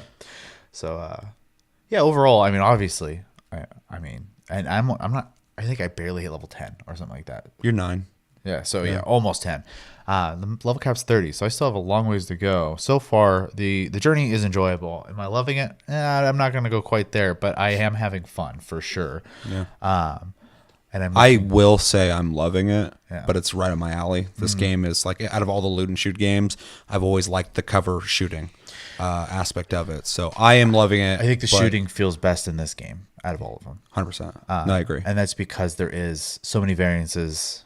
And There's a lot of guns. And well, it's not even just the gun part as much as like playing with you specifically, like because we had such different loadouts. It really made the amount of options in combat just like go way up. Yeah. Because I soloed a mission earlier today and I had to go super slow because I don't have aggressive moves. So I'd have to rely on cover and not getting hit. And at one point when the boss showed up, I killed the boss, but I had neglected to kill all the extras. And I was running up some stairs and there was 2 guys in front of me. I turned around, I was going behind me. I was like, I'm dead. Yeah. And there was no cover. I was gone at that point. It's a challenging game. Yeah. So which I love. I had to redo the whole thing and take it a lot slower and like find a place to hide, and I don't have to do that as much because like you're set up to where like you can be on those stairs and be like, nothing's hitting me while I walk up these stairs. Yeah, I can push forward. Yeah, I have defensive measures. I can't do that. I just turn into a bullet sponge and die. Yeah. So. When I had to change up my playstyle, when I changed out my skills, I was like, I don't have my shields anymore, so I started using that grenade launcher. I still had my drone, but that when you don't have the shield anymore, it becomes more of like I'm gonna pop it and come out of cover and start shooting. They're not gonna be able to hit me for a little bit, so it gives me time to just unload at people. But yeah, that all kind of, it's just cool that I was able to find skills that go to more my play style, because I like getting in people's faces and getting up in combat and stuff. So yeah, it is cool that there's different, all the skills really cater to different play styles. When I think it'll make when the raid comes out, I think it'll Awesome. It's gonna make it awesome. it feel really good that because everyone will, you'll start butting your head against it and go, okay, well, you bring this, I'll bring this, blah blah blah. Yeah, where I'm at right now, I've already gotten a couple new skill points, so I'm starting to buy all the skills, and then you have to spend the SHD points to get the mods. The variants. Every time you unlock a skill, you get to pick one of the mods. After that, you have to use a different currency to unlock the other mods for it. But you will eventually, it seems, unlock all of them. Everything, yeah. And you'll be able to make a build, so when you are playing the end game stuff, you'll be able to plan stuff out better. Which is really cool. And then, of course, at level 30, you get to unlock a specialization, which is also neat. And then new enemies that will show up at level 30. So the game is better in every way. Yes. It is definitely the Division. It feels right at home as soon as you play it. Yeah.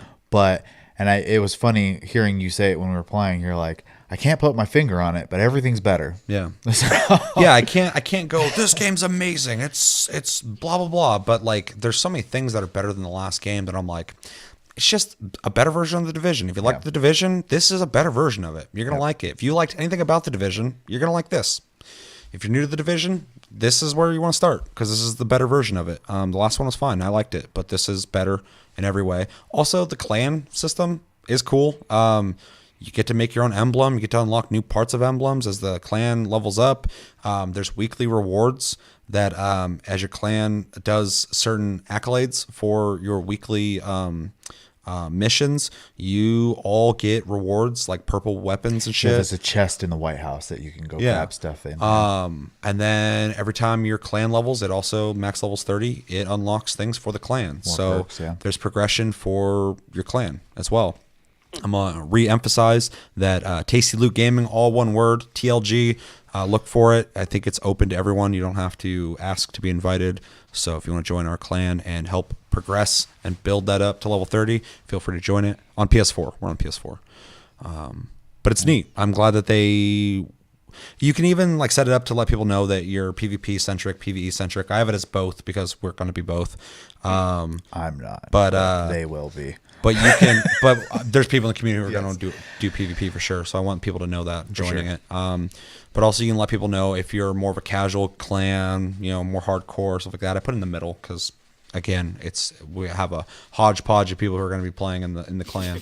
But it's just cool to see a game like that have pretty decent clan functionality. That was one thing that Destiny I felt kind of dropped the ball on. It's funny because like. Those are things I expect from like the traditional MMO, and these games are obviously taking a lot of nods from that genre. But they all seem to be, and we've complained about it in prior episodes. They keep trying to make that into a shooter, and they can't seem to nail it. Yeah. So it is cool to see because so far I don't have a single complaint on this game. Me neither. That they've really kind of nailed a lot of those things they need to have from MMOs while still keeping it feeling like a shooter. So yeah, it does.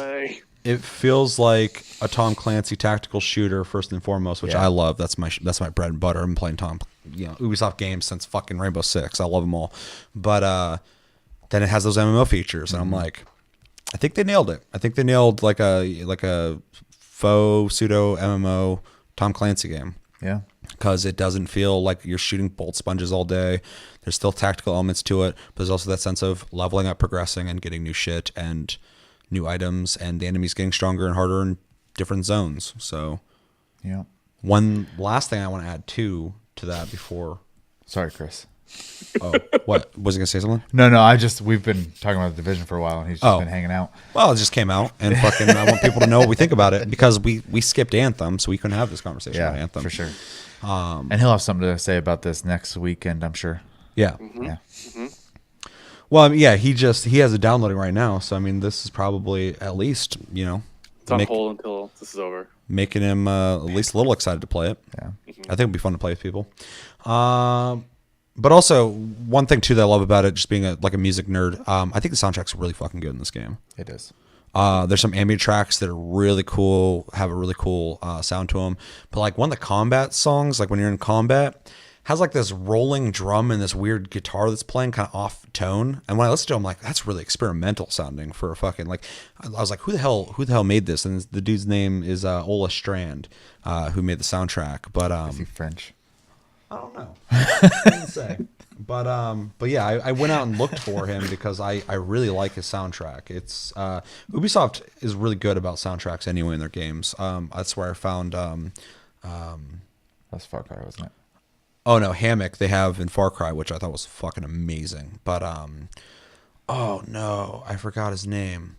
He did Splinter Cell, Double Agent, or whatever the fuck it was called, and he also did Deus Ex, the first one, and first new one. Shit. And Michael McCann. Yep.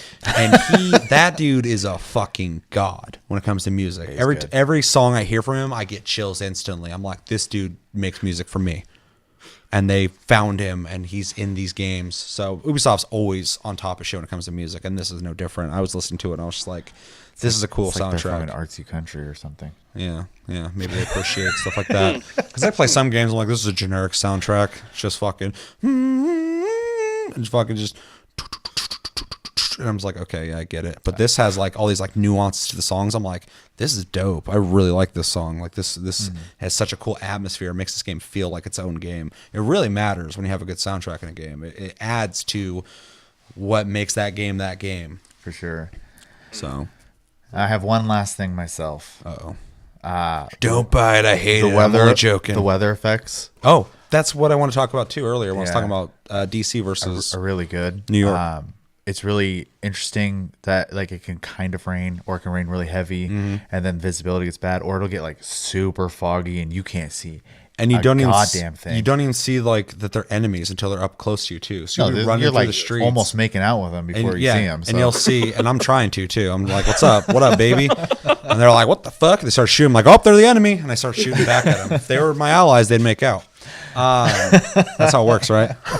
We're on the same team, right? But yeah, like you'll see people walking through the fog or whatever, and you're just like, "Oh fuck!" It's And like, creepy. like you take cover, and you're like, "Is that allies or enemies?" Because there's allies walking around doing shit too. They're like looking for food and which you can help them with yeah. and stuff. And then Yeah. like when you're in combat, they'll see and they'll come running up and try to help you and shit, and they die and live, and then they take all the credit. They're like, "Oh, that training fucking worked out." I'm like, "You didn't do anything." they Get have fuck the outta here. worst dialogue in the game. Ubisoft's so bad about that. Though. Your allies they're all about buddy power. Yeah, the enemies are just bad. There's like, fuck these guys, let's kill them. I'm like, And then all of a sudden they're like, "We did it because we believed we could." I'm like, "What?" we did it, guys. Power of friendship. Yeah, we'll find a base and they're all like in it, just getting shot at, and we come in and we murder the guys, and then like, "We did it, guys. Thanks for the help." I'm like, we saved you. You were desperate. You were gonna die. We saved you. We didn't help you. Nothing. You sat in that corner. Yeah, we didn't assist you. You barely fucking assisted us. Right. You're lucky we were here. The other effect thing though, we did that one mission where the room was like super dusty Yeah, that was weird. We're walking. I'm looking at the ground. I'm like, and there's footprints. why is there footprints? You're Yeah. like, oh, maybe our feet are wet. And I'm like, I don't know. And then you're like, oh, it's dust because on the table there's just caked dust. covered in dust? Yeah. Yeah. So when you're walking, your footprints are left in dust. And you were saying, I don't think I've ever I've seen never that before. seen that before. Yeah. Yeah. In a game. So I was like, that was was interesting. So we're sitting there like talking about that because we're just like kind of like, you know, it's rare in games, Yeah. at the, you know, to say the least. And the NPCs like trying to like be like, "Hey, come here." I'm like, "Dude, we're fucking busy." Right Yeah, hold now." on. We're trying to figure out why Man, you're in look at all here. this dust, all right? This Why are dust you in here go. inhaling all this shit? That's what we're trying to figure out. Vikram. That was his name, I think. Have you seen all these human skin particles everywhere, man? Look at this shit. It's amazing. Yeah, it's snow and fucking skin in here. Yeah. Old skin. I'd say that was a pretty good endorsement for the game, though. Yeah. No, Yeah. we said nothing but good things about it. I'm gonna at Ubisoft and be like, Not a paid advertisement. That was pure we're just, us. just thoroughly enjoying the game. I'm loving it. Chevy's liking it. I think that's a good enough endorsement. Yeah. I can't give a full endorsement until I hit 30. So Yeah.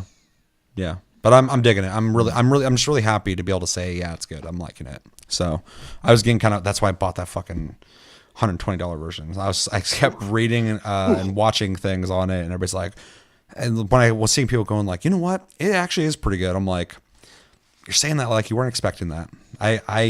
You don't sound like you're just making sure to let people know it's good because you're gonna get Right. good publicity. So, and yeah, it is good. I suggest it to most people, especially if you like the Division. It's better. It's better Division. yeah, for sure. So better location, better dogs. I finally saw a cat. They're sneaky fuckers. Yeah, it was creepy. I mean, it's a cat. Yeah.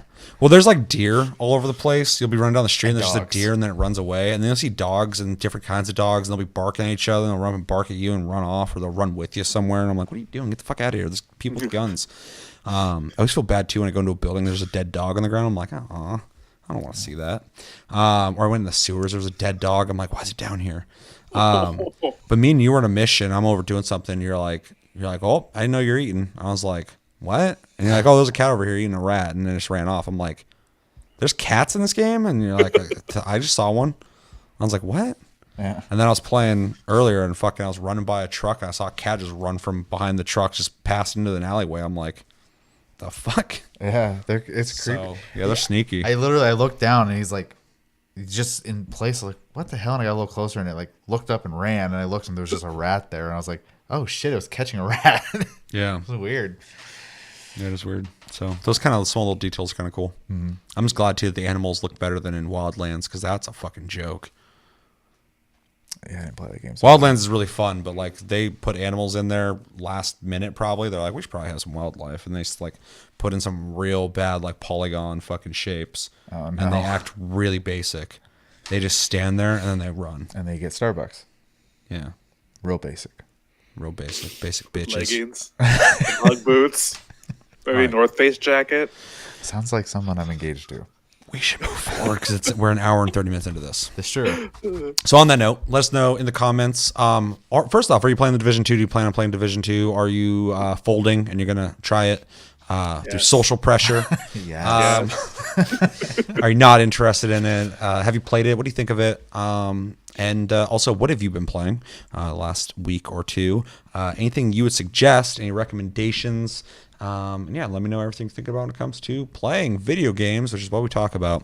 Yeah, so finally, fucking an hour and a half into this, this is a long episode. Sorry. We have 2 videos we're going to watch. I'm glad I only picked the 2 because I was like, I don't want this episode to be very long, and of course it was, which is fine. We are going to watch Battlefield 5 official Firestorm reveal trailer, because they decided to release their Battle Royale mode late after the release of this game. Now, full transparency, I'm not going to buy Battlefield 5 like ever. I've boycotted it completely. But I'm still interested in it as I kind of watch games and how they do financially, just kind of keeping an eye on the market and stuff. Kind of curious about what they're going to do with this, especially because Battle Royals are fucking... they're huge. We just got Apex Legends. Everybody's loving it. Like, what is Battlefield going to bring to that? What can they? Yeah, their timing. Well, it's funny because they're both EA, but well, this is on accident. Well, they should have fucking known Apex Legends was coming out. It just seems like really bad timing that Apex Legends came out and is doing as well as it's doing. Yeah, I mean, it's random tidbit, but EA Respawn was really smart about they paid a shitload of streamers to stream the game for a day. Mm-hmm. And so they got a bunch of advertising that way too. And one of those guys was Ninja, who's, obviously... They paid somebody $1 million. It was All Ninja. Yeah. It wasn't just Ninja. Yeah, because Dr. Disrespect or some shit, they gave $1 million too. Yeah, I didn't know he's making that much money. A couple of those streamers came out and said that was just the standard deal that everyone got who got invited to that. So it was a shitload of streamers, though. No, where was my invite? They know their audience, though. No, Respawn, I respect now even more on like a business level, because they did everything they needed to make sure nothing was going to build before that game came out, and then they're going to release it and get it spread as quick as possible. Like, it was a really good fucking release strategy, like masterclass. This season, regardless if you like the game or not, it's coming. And Octane, I believe they added in a canyon somewhere his jump pads or something like that. So he's. Did he's they coming also say soon. though, don't believe the leaks 100% or something like that? Mm-hmm. Yeah, but they didn't deny him either. So I think that was a really early concept of what's coming. But if Octane comes out, it's got to be pretty factual. So, but they could also change it now. So that's probably why they're saying that. It's true. I think they said just be careful what you believe about leaks. Yeah. So, but anyway, with the immense popularity of that game and where battle royals are at now, Battlefield's gonna have to bring it. Mm-hmm. And they already kind of fucked themselves with the release of their game in general. So this will be very interesting to watch. I'm just curious to see what this game looks like, or the Battle Royale mode. And then the other video we're going to watch is a video on a game I just found out about today. So if you're watching this, you're like, why the fuck are you talking about this now?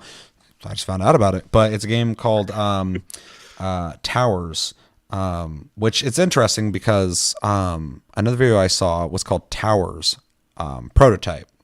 And this says Towers is a new prototype survival game. So we're going to be watching a video on a game called Towers, which looked very interesting to me. This video we're going to watch is by a dude named Jade PG. So make sure to go check out his channel since we are going to be watching his video. But he describes what this game is, and then we'll show the trailer of the game. So we're going to get fully informed. So we should probably get into this. Are you ready, Chris? Yep. You guys have anything to say about Battlefield 5 or Battle Royale games before we get into this video? Anything you're expecting? Well, the only thing I had to say was I'm not expecting anything. I haven't been keeping tabs at all on this game. I'm not expecting anything from you. I was curious. nothing I was good. curious about the season because I do think Apex Legends is fun, but I have no reason to play it. So that's I'm kind of waiting for the season to see. I think the season's going to really I hope so. take that off. So They got a couple things they got to work on, but the game itself's fucking fantastic. So once they add the hook factor outside of competitive, but you progress, something to progress towards, it's going to be really hard to not play that game. Yeah. I think so. Yeah. All right, let's watch this. Ready, Chris? Yep. All right, 3, 2, 1, and go.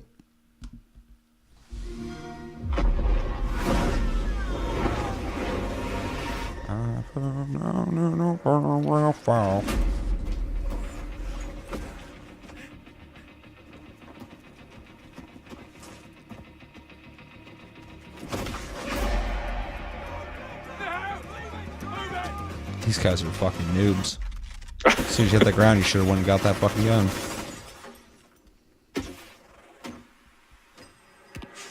Nice shot.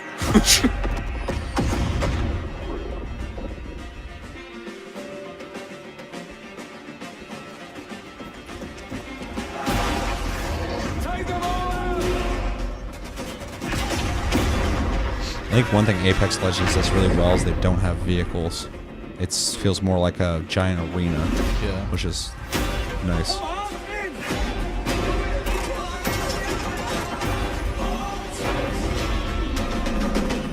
Well, fucking getting demonetized. Yep. I think it's neat that the ring's made of fire. But I mean, it's not anything I'm stoked about. It's just an interesting take.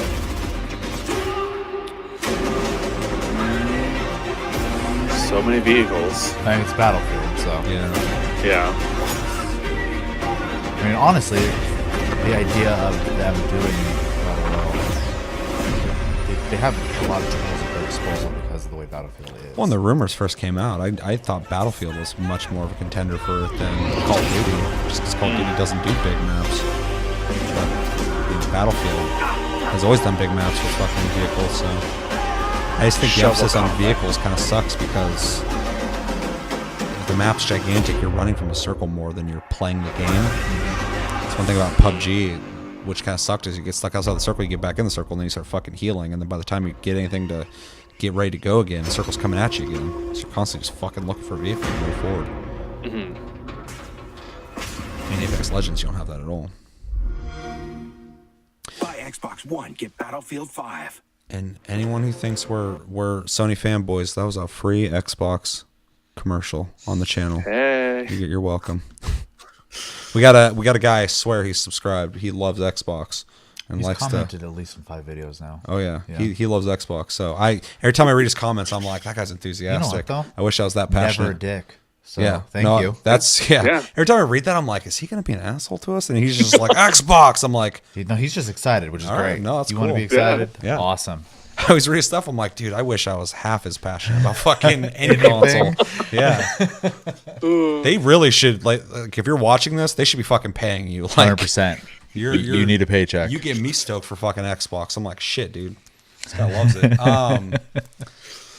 Anyway, Battlefield Fire, whatever the hell. What's it called? So Firestarter? Here's the thing. Firestorm? I hate that for a while now, DICE's commercials or advertisements or whatever word you want to use, trailers for their games are cinematics. They're so, dude, I hate EA's commercials in general. They're so fucking commercial, and that sounds like really like, I don't know, fucking bourgeois of me or whatever. But like, it's Their commercials are so commercial. it is because like you watch it and it's just a fucking cinematic. It's not gameplay really. Yeah. And then they got some stupid like Aerosmith or some dumb shit playing. I feel like I'm watching a Pepsi commercial. Well, and you pretty much are. So, and obviously, like, it's perfect for TV and stuff like that. But for Yeah, if I'm like 60 years old, I'm watching fucking Maury Povich and like that pops up. I'm like, oh, that looks pretty interesting. When there's that. And as a gamer, I watch that. Thank you, yeah. I'm like, I don't give a fuck. That- and Show that- me how it plays. that's the part that's it's really, and obviously they're a huge company. They're trying to advertise to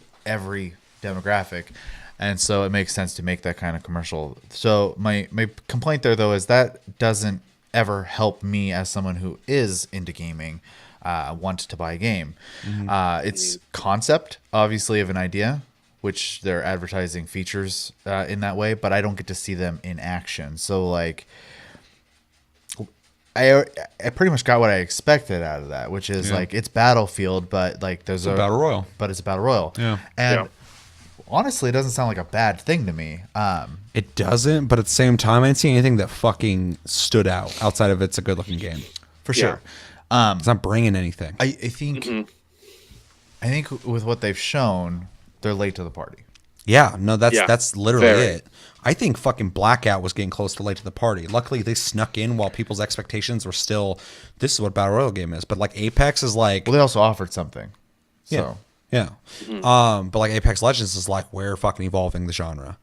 And now it's like, I don't know if you can make those games anymore. You're going to have to do something different if you want to get in on this. And that game, Battlefield, already had a stunted fucking release.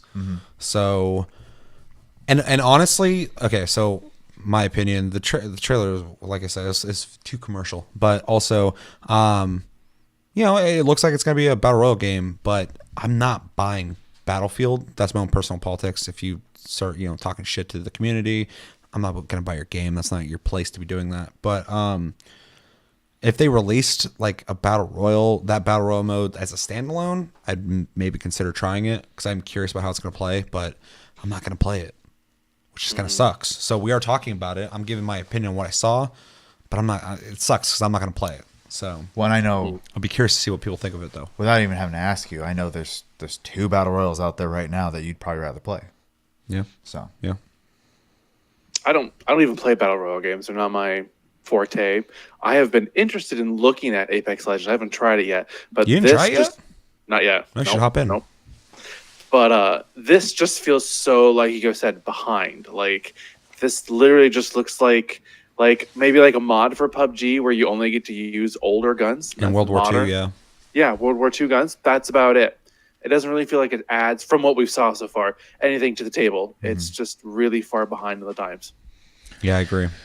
It feels too little too late. If they're going to release it late like that, I was thinking like maybe that gives them time to try and add something, some flair or whatever. I saw that though. I just saw another Battle Royale game and one that is just in Battlefield. It's PUBG and Battlefield. And that's not enough for me. I mean, it didn't do anything to even excite me or like if it was like awesome looking, I you know, I got my principles, but my fucking wants and needs are way more stronger for me than my principles. So if I saw that game, it looked fun as shit, and I'd be like, maybe I'll stop boycotting this game. Just and people are like, oh, I thought you were boycotting. I'd be like, yeah, it was, but no, it didn't do anything for me. Yeah. I was just like, it was more so. I just like it allowed me to acknowledge that yes, Battlefield is getting a battle royale mode. Now, for people who are playing Battlefield and you're enjoying it and you like battle royals, this is awesome. more for you. Yeah. Yeah, that's dope. I'm excited for you to get that. And for people who might hop into this because of the battle royale thing, I don't know if there's gonna be a lot though, because they can go play free to play battle royale games that are better, in my opinion. I just don't know if it's gonna. I'm curious to see how well received it is, because it's just like we've said a million times now. It's just too low, too late. Yep. It's just weird because it feels like they're not going towards their target audience, which is people who are already playing Battlefield and who want to play a battle royale mode. Oh, they were like, told they're their trying to target audience to snare go fuck into themselves. everybody, and it's just like if you had just focused on the people who already play Battlefield, who are looking for a battle royale mode, and showed the gameplay of that, you'd get the money from it. But you're trying to hook extra people in because you're trying to sink into this battle royale craze that's going on right now, and it's just not going to work. Yeah. Call of Duty did smart because they released what they normally would with Call of Duty anyway, and it's just another mode, part of the whole suite of games. They took away the campaign. People complain about that, but most of those people weren't playing Call of Duty anyway. They're just finding something to complain about. But yeah, they did it in a real smart way. But, you know, Battlefield releasing the game and feeling incomplete and telling people to go fuck themselves, and then going, but wait, we got the Battle Royale mode coming out in like 4 months. Everybody's like, see if I fucking remember in a month. And then they release it late. And I'm like, that was not a good strategy. You guys are doing, I mean, you guys need to take notes from fucking Respawn on how to release a game, how to make a fun game, how to make a free to play game. Hopefully it's lessons Like everybody else. learned. I mean, really. fuck, dude, Dice better have learned some lessons from like a couple of their games that they've released now. They're going down the road that BioWare is currently walking down. Yeah. So yeah, nobody's super impressed, but it's cool for people who like I Battlefield. mean, it just looks standard for Yeah. sure. I'm not complaining. Yeah, we're not talking shit. I mean, I will talk shit about Dice, but I, as a game, I'm trying to be objective, and I'm sure it'll be fun. Yeah. Hopefully they release like a gameplay thing soon. Yeah. So we can actually confirm that that's what it is or not. Yeah. I'm hoping there's something to make it unique because that Fire. You need that. Fire circle. It's still a ring. Fire. We got you guys are used to a circle shrinking. Now we got a fire circle. Ooh, I like fire. Ooh. If it burns stuff down, that'll be neat to see. I don't think it's gonna though. I think it's just gonna be a circle with fire moving in it. And you're gonna go outside of it, and it's gonna be like, oh, I'm on fire. This is why I'm dying. Your screen's gonna turn orange. You're like, Is this Duke Nukem? Doom? and then somehow when you get back in the ring, magically no more fire. Oh. Yeah. God, that fucked my throat up. Remind me never to mimic Battlefield dying again. Let me know in the comments. What do you guys think about Battlefield 5 Firestorm? What do you think of the trailer? Is it too commercial for you? Or are you like, dude, stop saying your fucking highbrow bullshit? The trailer was fine when I was watching daytime TV with my grandma. All right. Are you excited for a Battle Royale mode coming to Battlefield? Which is kind of a hard question to ask because I know a lot of people aren't excited for Battle Royales in general. And what do you think the reception of this is going to be? Do you think it's too little too late? Do you think it's going to do just fine? Are you excited to play it? Are you not excited to play it? Are you not playing this game at all? Let me know everything you're thinking about when it comes to Firestorm and Battlefield 5. Next video is loading. But it is a game called Towers. We're going to watch a video. Again, I'm going to say the dude's name because I don't want to use somebody else's stuff without mentioning them. Jade PG. You can look him up. Watch his videos. He does a video on this game, Towers. He's going to explain what the game is, and then he's going to show the trailer at the very end. And we're going to watch it, and we're going to give our impressions of it. Anything you guys want to say before we jump into this? I have no idea what to expect here, so no, not Okay. really. Yeah. Chris? Yeah. If it says like it's going to be like the next Ark survival game, I'm intrigued, but who knows? Yeah, from the little bit I've seen, I'll let you guys see it first. It's pretty interesting looking. All right, ready, Chris? Yep. 3, 2, 1, and go. Hello Rutbags, it's Jade. Welcome to an Access Show special one today, taking a look at a brand new potential game. This is a prototype trailer that I caught from the Very creator pretty. of Subnautica. He tweeted this, and it's made by a very small team. It's literally just a prototype at the moment, so they're probably trying to get some funding. Eyeball They put monsters. this out to see if anyone would be interested in their hopefully future game. But why am I excited? Well, ever since 2015, when Ark Survival Evolved came around, the idea of being in an open, massive world where you can tame creatures to help you in that world has absolutely fascinated people. Maybe it was dinosaurs that really kicked it off because lots of people just love dinosaurs, but since then other games have comments, gone people are to like, is some this a degrees current to gen do it as game? well. Whether or not it's Conan They're and having confused. pets, or Dark and Light, or That's the even way it Citadel, looks. Forge and Fire, two other fantasy survival games Well, it's with definitely taming shown off on a that you can PC. ride around and Yeah, use it's in gorgeous. warfare, or for just helping you gather and harvest. Well, this is what this game does. It's called Towers. It's literally filled with taming potential. I feel like Cha-Cha You're meant to from be Monster going Hunter around 3. and you can Yeah, tame kinda. a hell of a lot of these He does creatures look like that you're Cha-Cha. seeing. Now, these creatures aren't your You're so common quiet. garden dinosaur. You're not going to find many lions, bears, and tigers. It is very fantasy driven. You can see the colours, the plant life. It's all very, very fantastical. I reckon it's got maybe some Ew. Korean It's influences. got weird tentacles. Definitely feels like that to me. A mixture of Love that the clouds. versus sort of Western tropes. These creatures look amazing. The gameplay looks pretty amazing. These are obviously people actually playing the game. It is a multiplayer focused game. I did send an email to the devs and I did get a couple questions answered, so a big shout out to them for replying back to me. But as you can see, you can climb on top of these big creatures just like you could in Shadow Colossus. First off, I love the way this Or game recently, looks, graphically and designed. It's really interesting to Yeah, I see know. how game developers are pushing is stuff reminiscent and whether or of, not we're going to see more and more games like this. There's a few trailers I've I seen can't recently remember that the dude's name, really but look like Ico and fantastical. stuff like that, and you but wonder how also they're gonna make it Monster into Hunter. an actual Yeah. game. Yeah. this is definitely And got a Cha-Cha, long way baby. to go. I am not certain this is going to actually make it, but they're certainly looking for promotion, and I don't mind promoting. I just want to know where the Lost Boys are out in Absolutely looks fantasy amazing. world. Obviously, it's not just about taming though. The usual survival tropes, building, farming. This is what you expect in games like these, but this is just so fresh and so different. Yeah. You build it all up. You can see the those tower wind building farms. there. Don't know whether it's literally freeform. I can't imagine it is. I reckon it's going to be sort of prefab buildings that you put resources in, and it upgrades your settlement over time. Now it gives way to this really dark fantasy like portion, and these huge sort of robotic style stone creatures with their little minions. Look at all the creatures running around. I'm really talking to you guys as I'm watching this trailer because I just wanted to get you my reaction to it. I've only watched this once before, but it looks absolutely phenomenal. Now, like I said, a lot of this will be just done for the prototype. Expecting the gameplay to be like this in the future may be a bit too much. Nevertheless, who knows? They may have something here if they can get This enough does look like a funding, next-gen they can game, maybe bring though. it forward. It does. They haven't said whether or not they're going to be going for Kickstarter. They didn't say whether or not they were just looking for private equity. They literally just replied back to a couple questions, but basically said that taming was going to be a massive feature of this game. But not in the very same cool. way that Ark Survival Evolved simply bash a creature and feed it cocaine is exactly the reply I got back from the guys when I asked. They said it's going to be more organic. It's going to be more What is it? like this. You I plant want these it. wildlife, What you is plant it? these Yeah, it's crops, fucking dope. and maybe it'll encourage creatures to come by, and then you'll have a chance to hopefully befriend them and then tame them, which sounds sounds like a I Miyazaki think, vibe pretty to it, interesting too, as well. in a I'm way. It surprised super that creature. does. So Like, we're gonna watch it again. Oh. And then I don't know. a little bit more. I get a So little bit of let's that, but I talk definitely. about the landscape It feels like the situation. Shadow of It has Colossus Ico absolutely guy's bonkers. art There is style. not much recognisable. It's here. definitely You can inspired see by there's that. Lots Yeah. of green fields with really alien-like plants and creatures. Not to mention these guys with their huge eyes.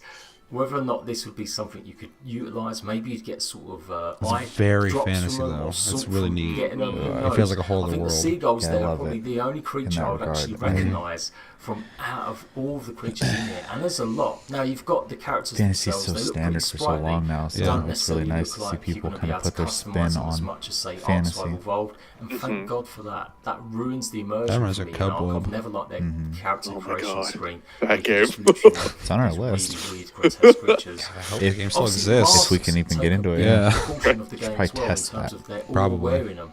Whether or not it's be part of real their awkward if we're like, ancient yep, that's the game of the month, I'm like, religion, can't whether or play not it. it signifies something else. But simply having that to differentiate people, I think, is a pretty good idea.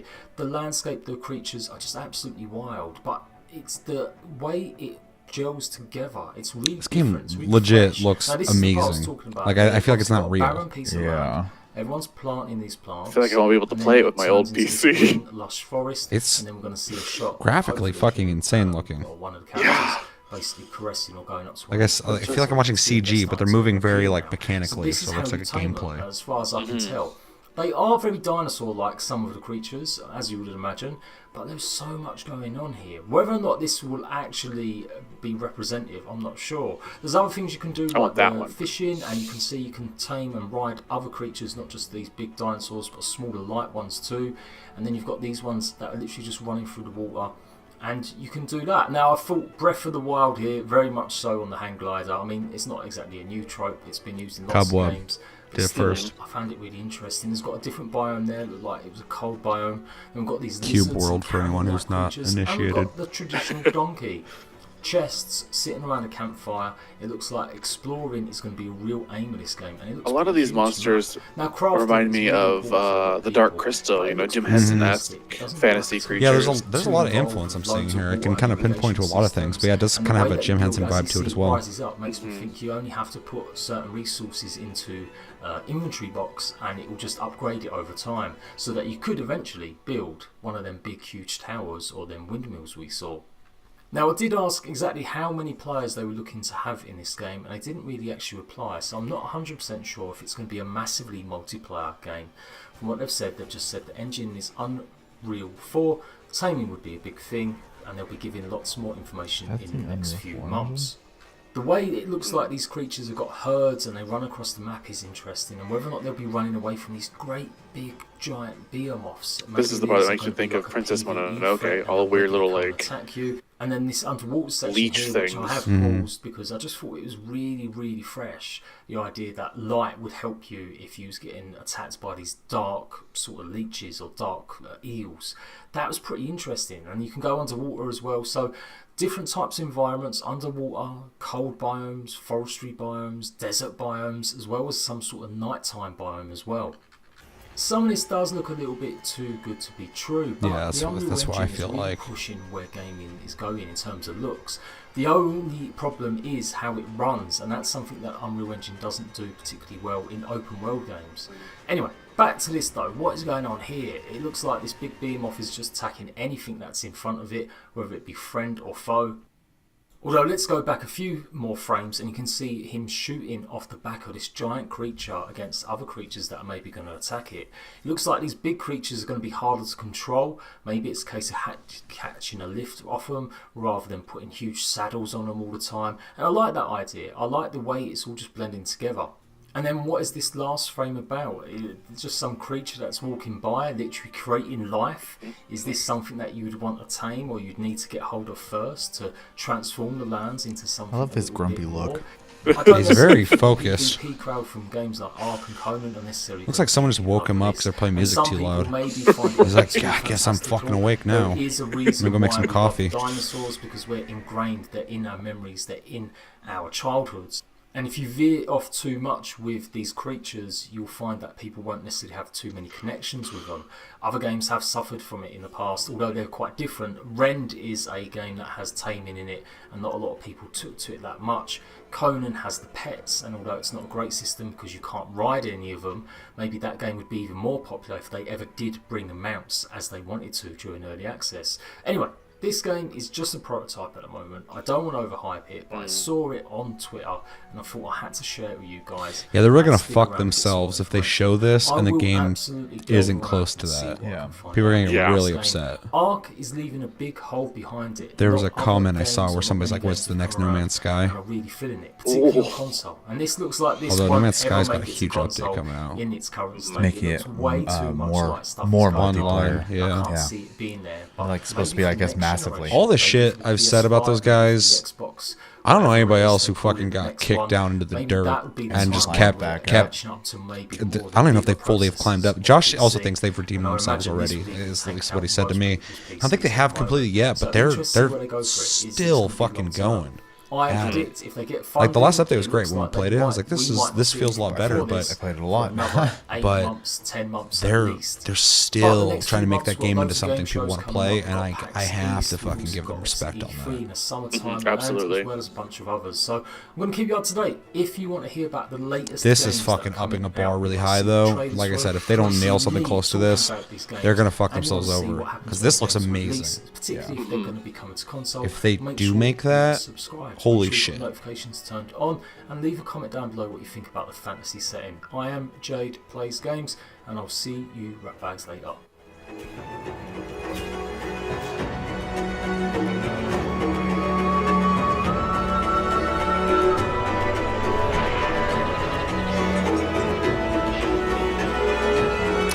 You know, it's interesting because it seems like the farming and building mechanics are very RTS-like Yeah. instead of survival game.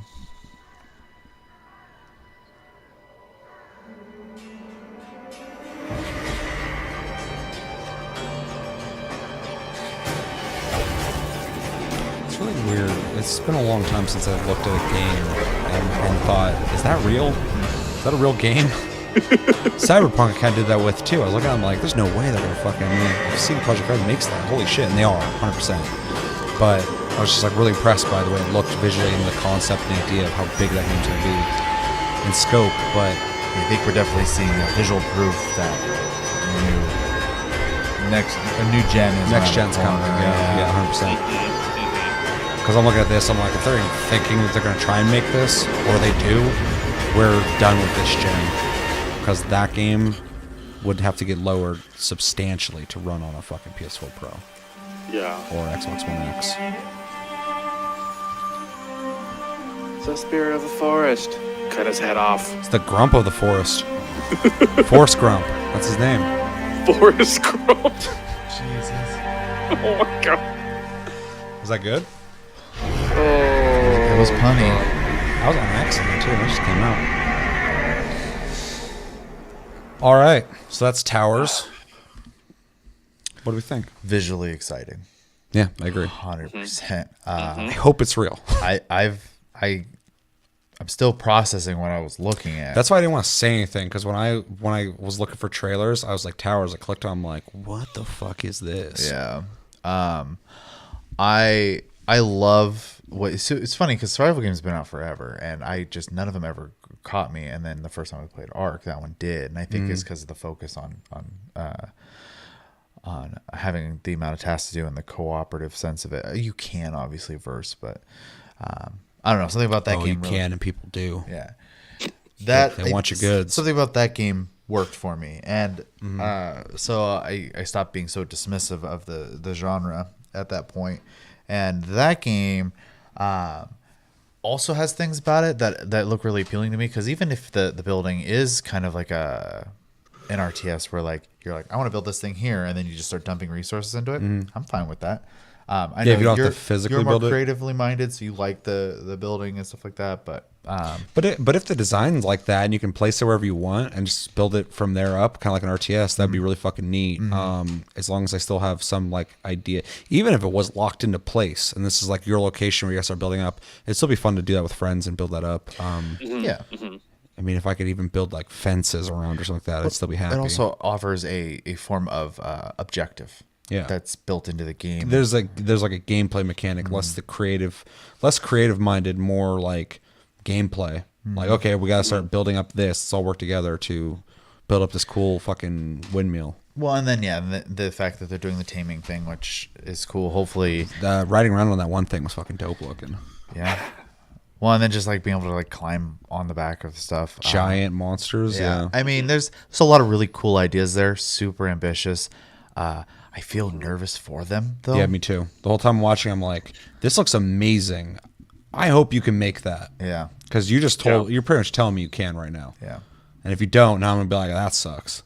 Because you just show me something heartbreaking. that is fucking amazing looking. You're like, And no one's making stuff looking like that right now. yeah, exactly. So- That's like one of the best looking games I've seen.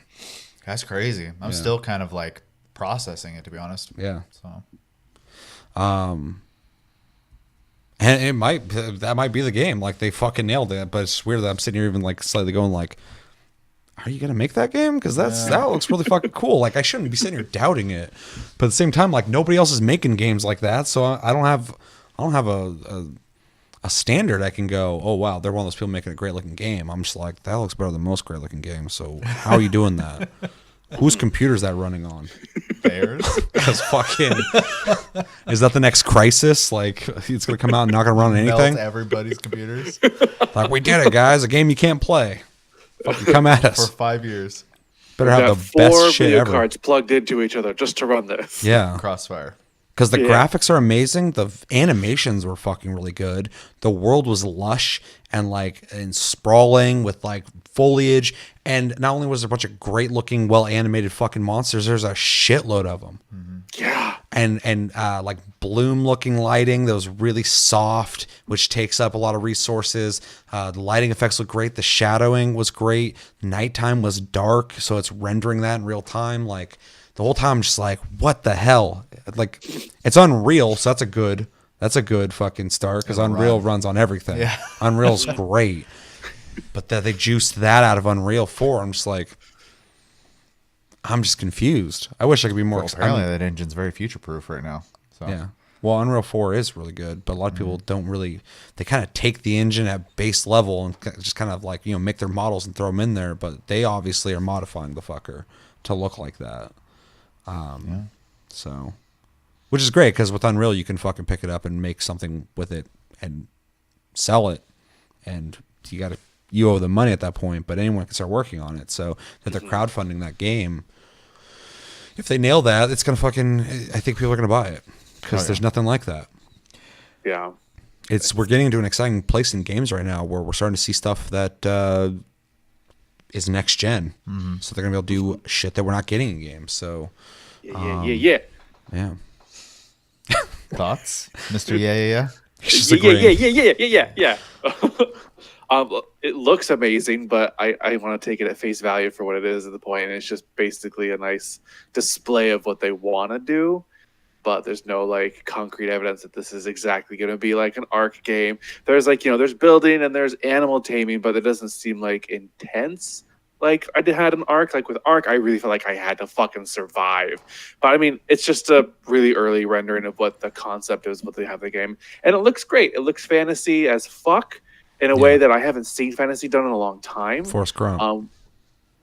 Forrest Gump, where it's just like it's original. Like the characters for the monsters that are fantastical just seem so unique, but like at the same time they have this familiarity about them. They don't seem too far off. But it's just I don't know. It's exciting, but I don't want to overhype it because It's too early. Yeah, it's way too early. Yeah. Especially when they're calling it a prototype. I'm like, okay, well, that means you're not even completely sold on Why are your you project. showing us this right now? Yeah. I mean, obviously they're trying to crowdfunding. It makes Yeah, sense why they're exactly. showing it. Yeah, But like, that's why they're showing you that, because they're gonna get people fucking going. Okay, here's money. I want this game. But it's up to them or make or break the promise on that then. Yeah. Because if the game's lesser than that and people put money into that, they're gonna be pissed. Even if the game's great still, if it doesn't look like that, people are gonna be fucking pissed. Oh, yeah. People are not understanding. no. Like most of the time, No. especially when their money's invested, they're like, "What the fuck? This should have been exactly how I wanted it. Yeah. I don't even I know what the gave hell I you want. $5 of my hard-earned money. What is this shit? I paid for the $5 tier. You know what the fuck that means? Where's the project at? Where's Forrest Gump at? I saw him. You took him out? He was too grumpy. He really lowered the whole atmosphere of the game. All the game looks great and fantastical, and then that guy shows up and I was like, why is he so upset? He won't even talk to anybody. He just walks by and everything just grows around him. I don't get it. Who peed in your Cheerios? I'd look like that too. Someone did that, and then I fucking hit somebody. That's him looking for the person who did it, so he fucking hit him. Ruined my breakfast. Yeah. Well, it sounds like we're all confused and excited at the promise of something that could be great. Optimistic. I don't even want to use the word excited. It is really cool to see something look like that. But I can't even like begin to like be like, yeah, I'm gonna play that because honestly, they didn't don't know. show us like someone playing the game, so got to be reserved. Yeah. But yeah, I saw it. And I was like, that looks promising. So For sure. glad we saw it. Yeah. Yeah, I'm on the same page. I mean, it's too early to tell, but what they're showing, fucking A, if they can nail that, holy shit, you are, you're in the future of gaming. You're fucking alone there with like 2 other games. So until we start seeing At what least people, that we've seen. yeah, whatever's being worked on in the background. I know a lot of people are working on, PS5 games and Xbox All the Next focus has games. changed. Yeah. So that's Towers. Let us know in the comments. What do you think about Towers? What do you think about how it looks? Do you think it looks like a fun game? Do you think it doesn't look like fun? Do you think it's real? Do you think it's not real? Do you think it's going to be a big fucking failure? Do you think they're going to be able to nail it? Do you think it's going to be exactly what the hell we're seeing? Anything in between? Let me know everything you're thinking about when it comes to Forrest Gump and Towers and all the other shit that we just looked at. There's a lot to take in. There's a lot going on in those scenes. And that's gonna do it for this episode of Tastecast, episode 91. I want to thank fucking Chris and Chevy for coming back. I was less lonely. You act like we just like left you, and that was just the way it was going to be. It's true. I was like, hey guys, let's film an I episode. told you in advance. I was like, I'm going on I was vacation. in an empty room. I was like, hey, I want to film an episode. Chevy's too No. busy walking down the streets with a frozen daiquiri. Yeah. Oh, I don't do that. Oh, it was great. As always, thank you for watching. Make sure to like, subscribe, enjoy this episode. Make sure to check out our other episodes. Check us out on Tumblr, Twitter, Facebook at Tasty Gaming. Check out my streams and Chris' streams on Twitch at Tasty Senpai, all one word. And Chris is Tasty_fruit. Check us out on Discord, link down below. Talk to us anytime, all the time. And we are on iTunes, Spotify, and other podcast platforms. If you'd prefer to listen to us, we're getting people listening on there, which is awesome. And if you're listening to us and you want to watch it in video form and watch the videos we're watching, check us out on YouTube at Tasty Loot Gaming. As always, my name's Seth. I'm Chevy. I'm Chris. Until next episode, which will be Tasty Tuesday, doing all over again. Have a good weekend, guys, and take it easy.